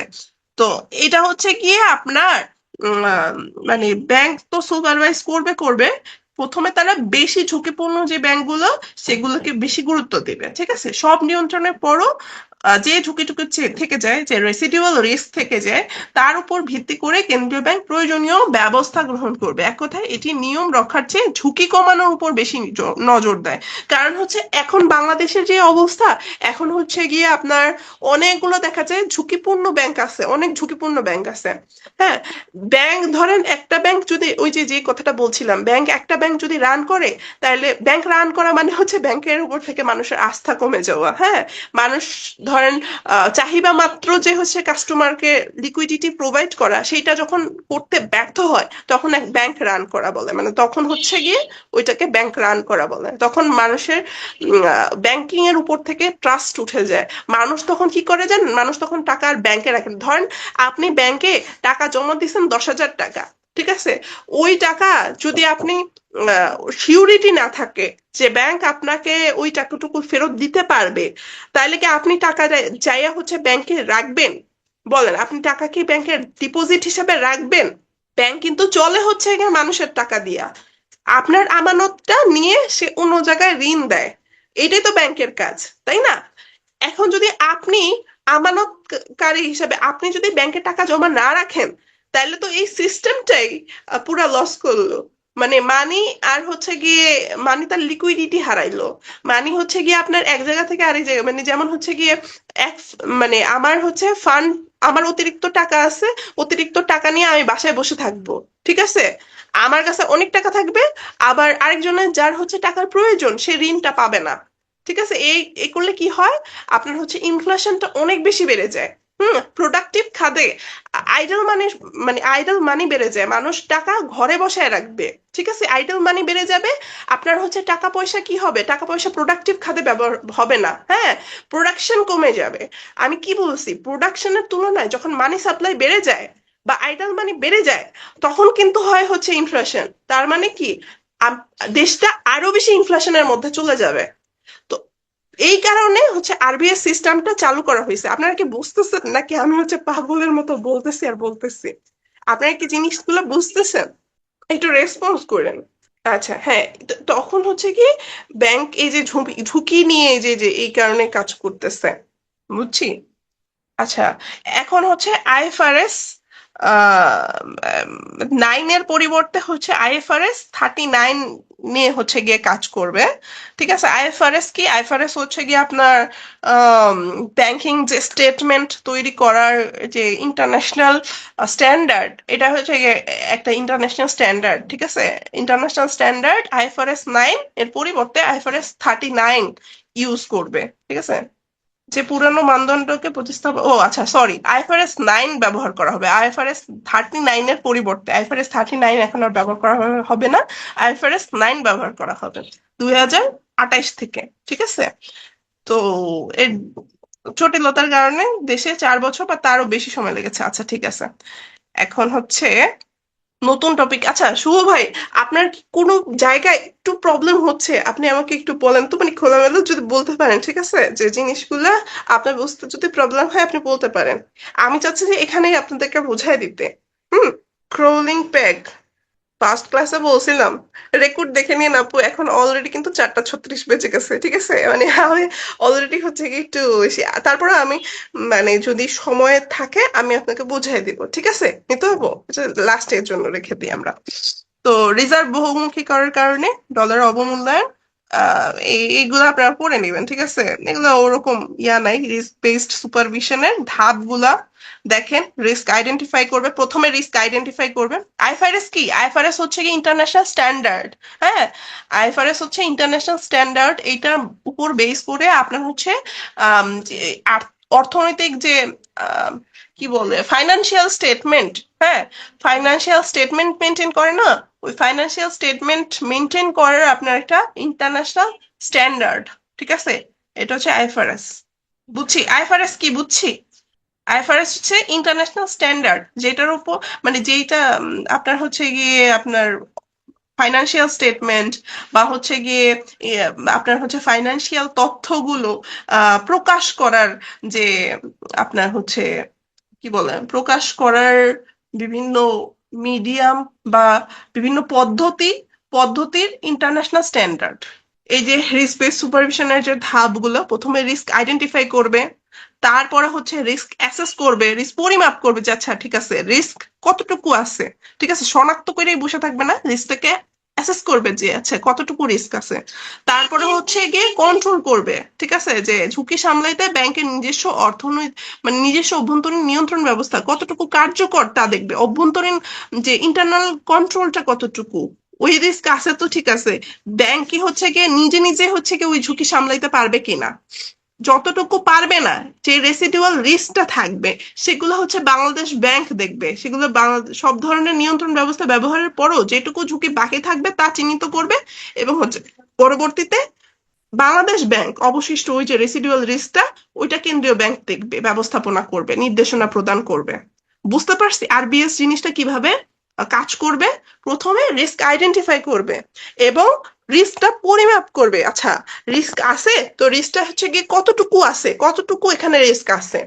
তারপরে দেখবে যে ইন্টারনাল কন্ট্রোলটা কতটুকু শক্তিশালী, ব্যাংক নিজে নিজে হচ্ছে ওই রিস্কটা সামলাইতে পারবে কিনা। ব্যাংক যতটুকু নিজে নিজে সামলাইতে পারবে না, যে রেসিডুয়াল রিস্কটা থাকবে, ওইটুকু হচ্ছে গিয়ে কিভাবে মিনিমাইজ করা যায়, কিভাবে ম্যানেজ করা যায়, এইটা দেখবে হচ্ছে গিয়ে বাংলাদেশ ব্যাংক, এবং সেই অনুযায়ী নির্দেশনা দিবে। বুঝতে পারছি আরবিএস কিভাবে কাজ করবে। তারপরে হচ্ছে এই যে বাংলাদেশ ব্যাংকের অর্থনৈতিক কার্যক্রম, নীতি, উদ্যোগ, এগুলো দেখেন। বাংলাদেশ ফাইন্যান্সিয়াল ইন্টেলিজেন্স ইউনিট, এটা ওই যে মানি লন্ডারিং এর ক্ষেত্রে কাজ করে, এন্টি মানি লন্ডারিং এর কাজ করে। হ্যাঁ, তো এই জিনিসটা প্রায়ই আসে। বিএফআইইউর হচ্ছে গিয়ে পূর্ণরূপ কি, বা এন্টি মানি লন্ডারিং এর কাজ করে কোন প্রতিষ্ঠান, এরকম প্রশ্ন প্রায়ই আসে। এইটা ভালো করে পড়ে যাবেন। এই যে বাংলাদেশ দক্ষিণ এশিয়ায় প্রথম 2002 সালে মানি লন্ডারিং আইন প্রণয়ন করে। মানি লন্ডারিং আইন কত সালে প্রণয়ন করে বাংলাদেশ প্রথম, এই জিনিসটা হচ্ছে গিয়ে আসছিল একবার পরীক্ষায়। তাহলে এটা ভালো মতো পড়ে যাবেন। এন্টি মানি লন্ডারিং বিভাগ গঠিত হয় একই বছর, ওই 2002 সালে হচ্ছে এন্টি মানি লন্ডারিং বিভাগ গঠিত হয়। 25শে জানুয়ারি 2012 সালে বিভাগটি বিএফআইইউ নামে পূর্ণ স্বাধীন ইউনিট হিসেবে প্রতিষ্ঠিত হয়। তারপর হচ্ছে মানি লন্ডারিং প্রিভেনশন অ্যাক্ট 2012 এবং এন্টি টেররিজম অ্যাক্ট 2009। এটা দেখে যাবেন এখন মানি লন্ডারিং আইন কত সাল অনুযায়ী হচ্ছে চলতেছে। মানি লন্ডারিং প্রিভেনশন অ্যাক্ট 2012 এবং এন্টি টেররিজম অ্যাক্ট 2009 অনুযায়ী কাজ করে। ঠিক আছে, বিএফআইইউ কাজ করতেছে। মানি লন্ডারিং মানে সন্ত্রাসী অর্থায়ন ও ডাব্লিউএমডি অর্থায়ন প্রতিরোধে কাজ করে। আচ্ছা ঠিক আছে, এইটা হচ্ছে কি ভালো মতো দেখে দেবেন। বাংলাদেশ ব্যাংকে 2013 সালে জুলাইয়ে এগমন্ট গ্রুপ এর সদস্য হয়। মানে আপনার মানি লন্ডারিং ঠেকাইতে এগমন্ট গ্রুপ কাজ করে। আন্তর্জাতিক একটা প্রতিষ্ঠান, আন্তর্জাতিক একটা গ্রুপ, ওইটার সদস্য হয় 2013 সালে। তারপর হচ্ছে এই যে বিএসিপিএস, এটা হচ্ছে অটোমেটেড চেক প্রসেসিং সিস্টেম। তারপর এগুলা দেখে যাবেন যে এগুলা কি কি কাজ। অটোমেটেড চেক প্রসেসিং সিস্টেম, এটা হচ্ছে অক্টোবর 2010-এ চালু হয়েছিল। আধুনিক চেক চেক ক্লিয়ারিং ব্যবস্থা, ঠিক আছে। Cheque imaging and transaction, CIT প্রযুক্তি ব্যবহার হয় ব্যাচ প্রসেসিং অনুসরণ করে। দুই ধরনের ক্লিয়ারিং, ওই যে আমরা দেখতেছিলাম না ব্যাচ প্রসেসিং, তারপর হচ্ছে গিয়ে কি বলে মানে এর আগে যে জিনিসগুলো যে দেখতেছিলাম, কি কি জানি দেখতেছিল, ওই যে আরজিটিএস, হ্যাঁ ওগুলা, এগুলা দেখে যাবেন। Bangladesh automated cheque processing system. তো দুই ধরনের ক্লিয়ারিং, হাই ভ্যালু ও রেগুলার ভ্যালু। তারপর হচ্ছে গিয়ে বাংলাদেশ ইলেকট্রনিক ফান্ড ট্রান্সফার, এগুলোর হচ্ছে গিয়ে প্ল্যান ফান্ড ট্রান্সফার নেটওয়ার্ক, এটা ভালো মতো হচ্ছে গিয়ে পড়ে যাবেন, মানে পূর্ণরূপ গুলা পড়ে যাবেন, পূর্ণরূপ গুলা আসতে পারে। ফেব্রুয়ারি 2011 সালে চালু দেশের প্রথম paperless electronic interbank fund transfer system. Paperless interbank মানে ফান্ড ট্রান্সফার সিস্টেম, ক্রেডিট ও ডেবিট উভয় লেনদেন সম্ভব, ঠিক আছে, এই পিএফইটিএন এর মাধ্যমে। তো সরকারি বেতন ভাতা, সামাজিক সুরক্ষা, এই ধরনের কাজগুলা করে। এত কিছু না করে এইটা দেখবেন যে বিএফইটিএন এর মাধ্যমে কি কি কি ধরনের লেনদেন সম্ভব। এই যে সরকারি বেতন ভাতা, সামাজিক সুরক্ষা, অন্যান্য সরকারি পেমেন্টের প্রধান মাধ্যম হচ্ছে বিএফইটিএন, ঠিক আছে। এইটা ধরেন এরকম ভাবে আসতে পারে যে সরকারি বেতন কিভাবে হচ্ছে গিয়ে ট্রান্সফার করা হয়। এটা হচ্ছে গিয়ে আপনার বিএফইটিএন এর মাধ্যমে হচ্ছে ট্রান্সফার করা হয়। ন্যাশনাল পেমেন্ট সুইচ, এটা হচ্ছে গিয়ে আপনার 2012 সাল থেকে কার্যকর হয়েছে। ব্যাংকগুলোর অ্যাকাউন্ট ও ক্রেডিট কার্ড বেসড লেনদেনের ইন্টার অপারেবিলিটি নিশ্চিত করে। হ্যাঁ, ইন্টার অপারেবিলিটি মানে হচ্ছে কি, মানে এক ব্যাংকের কাজ যখন আপনি অন্য ব্যাংকে এসে করতে পারতেছেন, সেটা হচ্ছে কি আপনার ইন্টার অপারেবিলিটি। ধরেন এক ব্যাংকের ডেবিট কার্ড আপনি অন্য ব্যাংকে, মানে অন্য ব্যাংকে এসেও হচ্ছে কি ওই কাজটা আপনি করতে পারতেছেন, ঠিক আছে। এটা হচ্ছে কি ওই যে ইন্টার ব্যাংক এটিএম, ঠিক আছে। ধরেন এক ব্যাংকের এটিএম এ আপনি অন্য ব্যাংকের হচ্ছে গিয়ে ডেবিট কার্ড দিয়া আপনি মানে ডেবিট কার্ডের কাজগুলো করতে পারবেন, হ্যাঁ। তো টাকা উঠাইতে পারবেন, টাকা লেনদেন করতে পারবেন। পিওএস, হ্যাঁ, বা আইবিএফটি সমর্থন করে। আইবিএফটি সীমা হচ্ছে গিয়ে আপনার লেনদেন 3 লাখ টাকা, দিনে সর্বোচ্চ 10 বার, মোট 10 লাখ টাকা। এটিএম লেনদেন হচ্ছে গিয়ে 53টা ব্যাংক সংযুক্তকরণ, 53টা, টোটাল 53টা ব্যাংক হচ্ছে গিয়ে এরকম ইন্টার ব্যাংক লেনদেন করতে পারে, ঠিক আছে। তারপর আরটিজিএস, আরটিজিএস হচ্ছে গিয়ে বড় বড় ব্যক্তিগত লেনদেনের ক্ষেত্রে, সেন্সিটিভ লেনদেন গুলা হচ্ছে ক্ষেত্রে আরটিজিএস ব্যবহার করা হয়। তারপরে ডিপোজিট ইন্স্যুরেন্স সিস্টেম, এগুলো দেখে যাবেন, ঠিক আছে। এগুলো খুবই ইম্পর্টেন্ট, খুবই জিনিসগুলো পড়লে আশা করি বুঝবেন। তারপর হচ্ছে এরপর যদি না বুঝেন তাহলে হচ্ছে গিয়ে অবশ্যই হচ্ছে আমাদের টেলিগ্রাম সাপোর্ট গ্রুপ আছে, ওখানে হচ্ছে গিয়ে বলতে পারেন। এরপর হচ্ছে বাংলাদেশ ব্যাংকের যে অধ্যাদেশ, আইনি অর্ডার গুলা, কোন কোন অর্ডার, এই যে মানি লন্ডারিং প্রতিরোধ আইন 2012, হ্যাঁ এটা ভালো করে দেখে যাবেন, এটা কিন্তু একবার পরীক্ষা আসছে। তারপর বাংলাদেশ ব্যাংক অর্ডার 1972, ঠিক আছে। এই সালগুলো দেখে যাবেন, সালগুলো খুব ইম্পর্টেন্ট। আর্থিক প্রতিষ্ঠান আইন 1993, ঠিক আছে। তারপর হচ্ছে কোন কোন জায়গায় কে তদারকি করতেছে, এই জিনিসগুলো দেখে যাবেন, ঠিক আছে। এই এই অধ্যাদেশগুলো খুবই গুরুত্বপূর্ণ, এগুলো দেখে যাবেন। ব্যাংকিং খাত সংস্কার, ব্যাংকিং খাত সংস্কার হয়েছে আপনার, সংস্কারের জন্য বাংলাদেশ ব্যাংক রোড ম্যাপ ঘোষণা করেছে 3 বছর মেয়াদি। কয় বছর মেয়াদি? 3 বছর মেয়াদি, এটা হচ্ছে কি ইম্পর্টেন্ট। তারপর হচ্ছে কি যে প্রতিষ্ঠানের সাথে চুক্তির অংশ হিসেবে রোডম্যাপ ঘোষণা করা হয়েছে আন্তর্জাতিক মুদ্রা তহবিল, এটা হচ্ছে আন্তর্জাতিক মুদ্রা তহবিলের সাথে চুক্তির অংশ হিসেবে রোডম্যাপ ঘোষণা করছে। আর এই সংস্কার পরিকল্পনাকে সমর্থন করে অর্থায়ন করবে হচ্ছে বিশ্ব ব্যাংক আর এডিবি, এশিয়ান ডেভেলপমেন্ট ব্যাংক। তারপর হচ্ছে এই যে ব্যাংকিং সংস্কার পরিকল্পনার মূল লক্ষ্য হচ্ছে এই এত বছর ধরে যে খেলাপি ঋণ গুলা হইছে, তারপরে আপনার হচ্ছে মানি লন্ডারিং গুলো হইছে, এগুলোর বিরুদ্ধে আপনার হচ্ছে কঠোর পদক্ষেপ নেওয়া এবং ভবিষ্যতে যে ব্যাংকিং সিস্টেমটা, বাংলাদেশের ব্যাংকিং সিস্টেমটা যেন ফল না করে, সেই জন্য হচ্ছে গিয়ে আপনার আহ, সেটাকে সুরক্ষা দেওয়া, এইটা হচ্ছে ব্যাংকিং সংস্কারের পরিকল্পনার মূল লক্ষ্য। এবং প্রাথমিক পর্যায়ে তফসিলি ব্যাংকগুলো প্রকৃত আর্থিক ব্যবস্থাপন অবস্থা নিরূপণ করতে নিয়োগ দিয়েছে আন্তর্জাতিক খ্যাতিসম্পন্ন শ্রীলঙ্কা ভিত্তিক 2 পরামর্শ প্রতিষ্ঠান। এটা কিন্তু খুবই ইম্পর্টেন্ট, কেপিএমজি এবং ইআই। ঠিক আছে, এটা খুবই ইম্পর্টেন্ট, ইম্পর্টেন্ট। তারপর সংস্কারের অংশ হিসেবে গঠন করা হবে banking sector crisis management council. তারপরে হচ্ছে আইএফআরএস 9 মানদণ্ড বাস্তবায়ন করা হবে 2027 সালের মধ্যে। আইএমএফ এর 5.5 বিলিয়ন ডলারের কর্মসূচির আওতায় অর্থ ছাড়ের শর্ত সংস্কার বাস্তবায়নের সাথে সরাসরি জড়িত থাকবে। তারপর হচ্ছে এই পরিকল্পনার কমপক্ষে 5টা ব্যাংক দিয়ে শুরু হয়েছে, এই যে ইসলামী ব্যাংকগুলা দিয়া হচ্ছে গিয়ে এটা শুরু হয়েছে। হ্যাঁ, ফার্স্ট সিকিউরিটি ইসলামী bank, social Islami bank, global ইসলামী ব্যাংক, আর হচ্ছে ইউনিয়ন ব্যাংক, এক্সিম ব্যাংক, এই 5টা ব্যাংক দিয়ে হচ্ছে সংস্কার পরিকল্পনাটা শুরু হয়েছে। আর এডিবি হচ্ছে গিয়ে আপনার $1.5 পর্যন্ত অর্থায়ন করবে বলে আশা করা হচ্ছে, যেখানে বিশ্ব ব্যাংক হচ্ছে $1 বিলিয়ন অবদান রাখতে পারে আর কি। হুম। আর এইটা খুবই মনে রাখবেন যে নন পারফর্মিং লোন বা খেলাপি ঋণ আমরা কখন বলবো? খেলাপি ঋণ আমরা তখন বলবো যখন হচ্ছে ঋণের কিস্তিটা 90 দিনের বেশি আমার হচ্ছে ওভারডিউ হয়ে যেতেছে, তখন এটাকে আমরা এনপিএল এর মধ্যে ঠেলে দিব, মানে এনপিএল এর মধ্যে, এনপিএল এর তালিকায় চলে যাবে এই জিনিসটা। ঠিক আছে, ধরেন 90 দিনের বেশি আপনি ঋণের সুদ বা ঋণ পরিশোধ করতে পারতেছেন না, তখন এটা খেলাপি ঋণের মধ্যে চলে যাবে। ঠিক আছে, ব্যাংক যে ঋণ দিছে সেটার কিস্তি আপনি 3 মাস ধরে পরিশোধ করতে পারতেছেন না, ওইটা তখন এনপিএল হিসেবে চিহ্নিত হয়ে যাবে। এনপিএল যদি বেড়ে যায়, তখন কি নন পারফর্মিং লোন যদি বেড়ে যায়, হ্যাঁ, তখন হচ্ছে গিয়ে মানে ব্যাংকের আয় কমে যায়। হ্যাঁ, ব্যাংকের আয় কমে যায়, ঋণ দেওয়ার সক্ষমতা কমে যায়। ঠিক আছে, তখন হচ্ছে ব্যাংকিং সিস্টেম আস্তে আস্তে ফল করার চান্সেস বেড়ে যায় আর কি।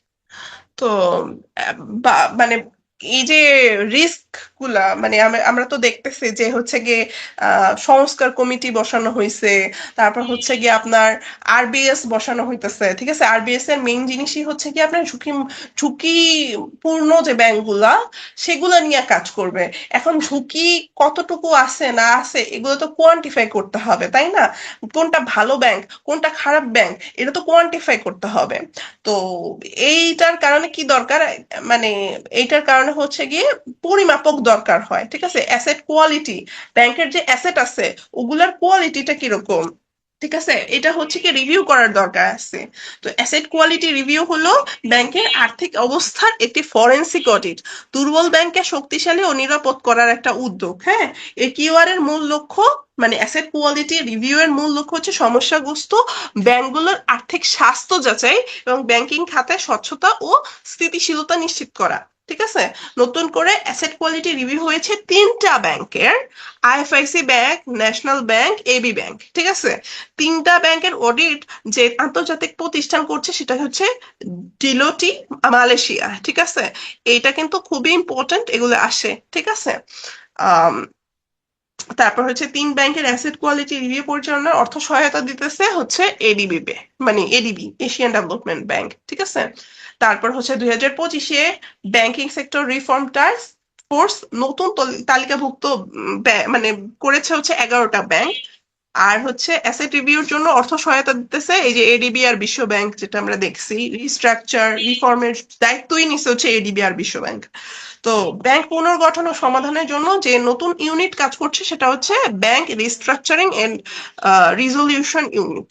ঠিক আছে, উম, এই তো এগুলো হচ্ছে কি দেখবেন, দেখে যাবেন, এগুলো খুবই ইম্পর্টেন্ট, খুবই ইম্পর্টেন্ট। ঠিক আছে, প্রথম ধাপের 6 ব্যাংকের রিভিউ রিপোর্টে পাওয়া গিয়েছিল তাদের আর্থিক অবস্থা খুবই খারাপ এবং অপ্রদেয় ঋণের পরিমাণ, এনপিএল মানে কুঋণ, যেটা ব্যাংকের যেটা কুঋণ, সেটা পূর্বের তুলনায় 4 গুণ বেশি। ঠিক আছে, তো এটা দেখেন প্রথম ধাপে অডিট করা হয়েছিল 6টি ব্যাংকের, অডিটকারী প্রতিষ্ঠান কয়টা, আর্নেস্ট অ্যান্ড ইয়াং এবং KPMG. Ernst and Young and KPMG, Ernst and Young হচ্ছে কি আপনার কোন কোন ব্যাংকের রিভিউ করছিল? Exim bank, social Islami bank, ICB Islamic bank. Islamic bank গুলো একেবারে ধসে দিচ্ছেন, বুঝছেন মানে যেই সরকারি আসে না কেন, আমি জানি না কেন ইসলামিক ব্যাংকের উপরে কেন একটা ধস, মানে কেন জানি খুব একটা পাওয়ার খাটাইতে চায় আর কি। ইসলামিক ব্যাংকের পরিচালনা পর্ষদে নিজেদের মানুষজন ঢুকায় ঢুকায় দূষিত করে দেয়।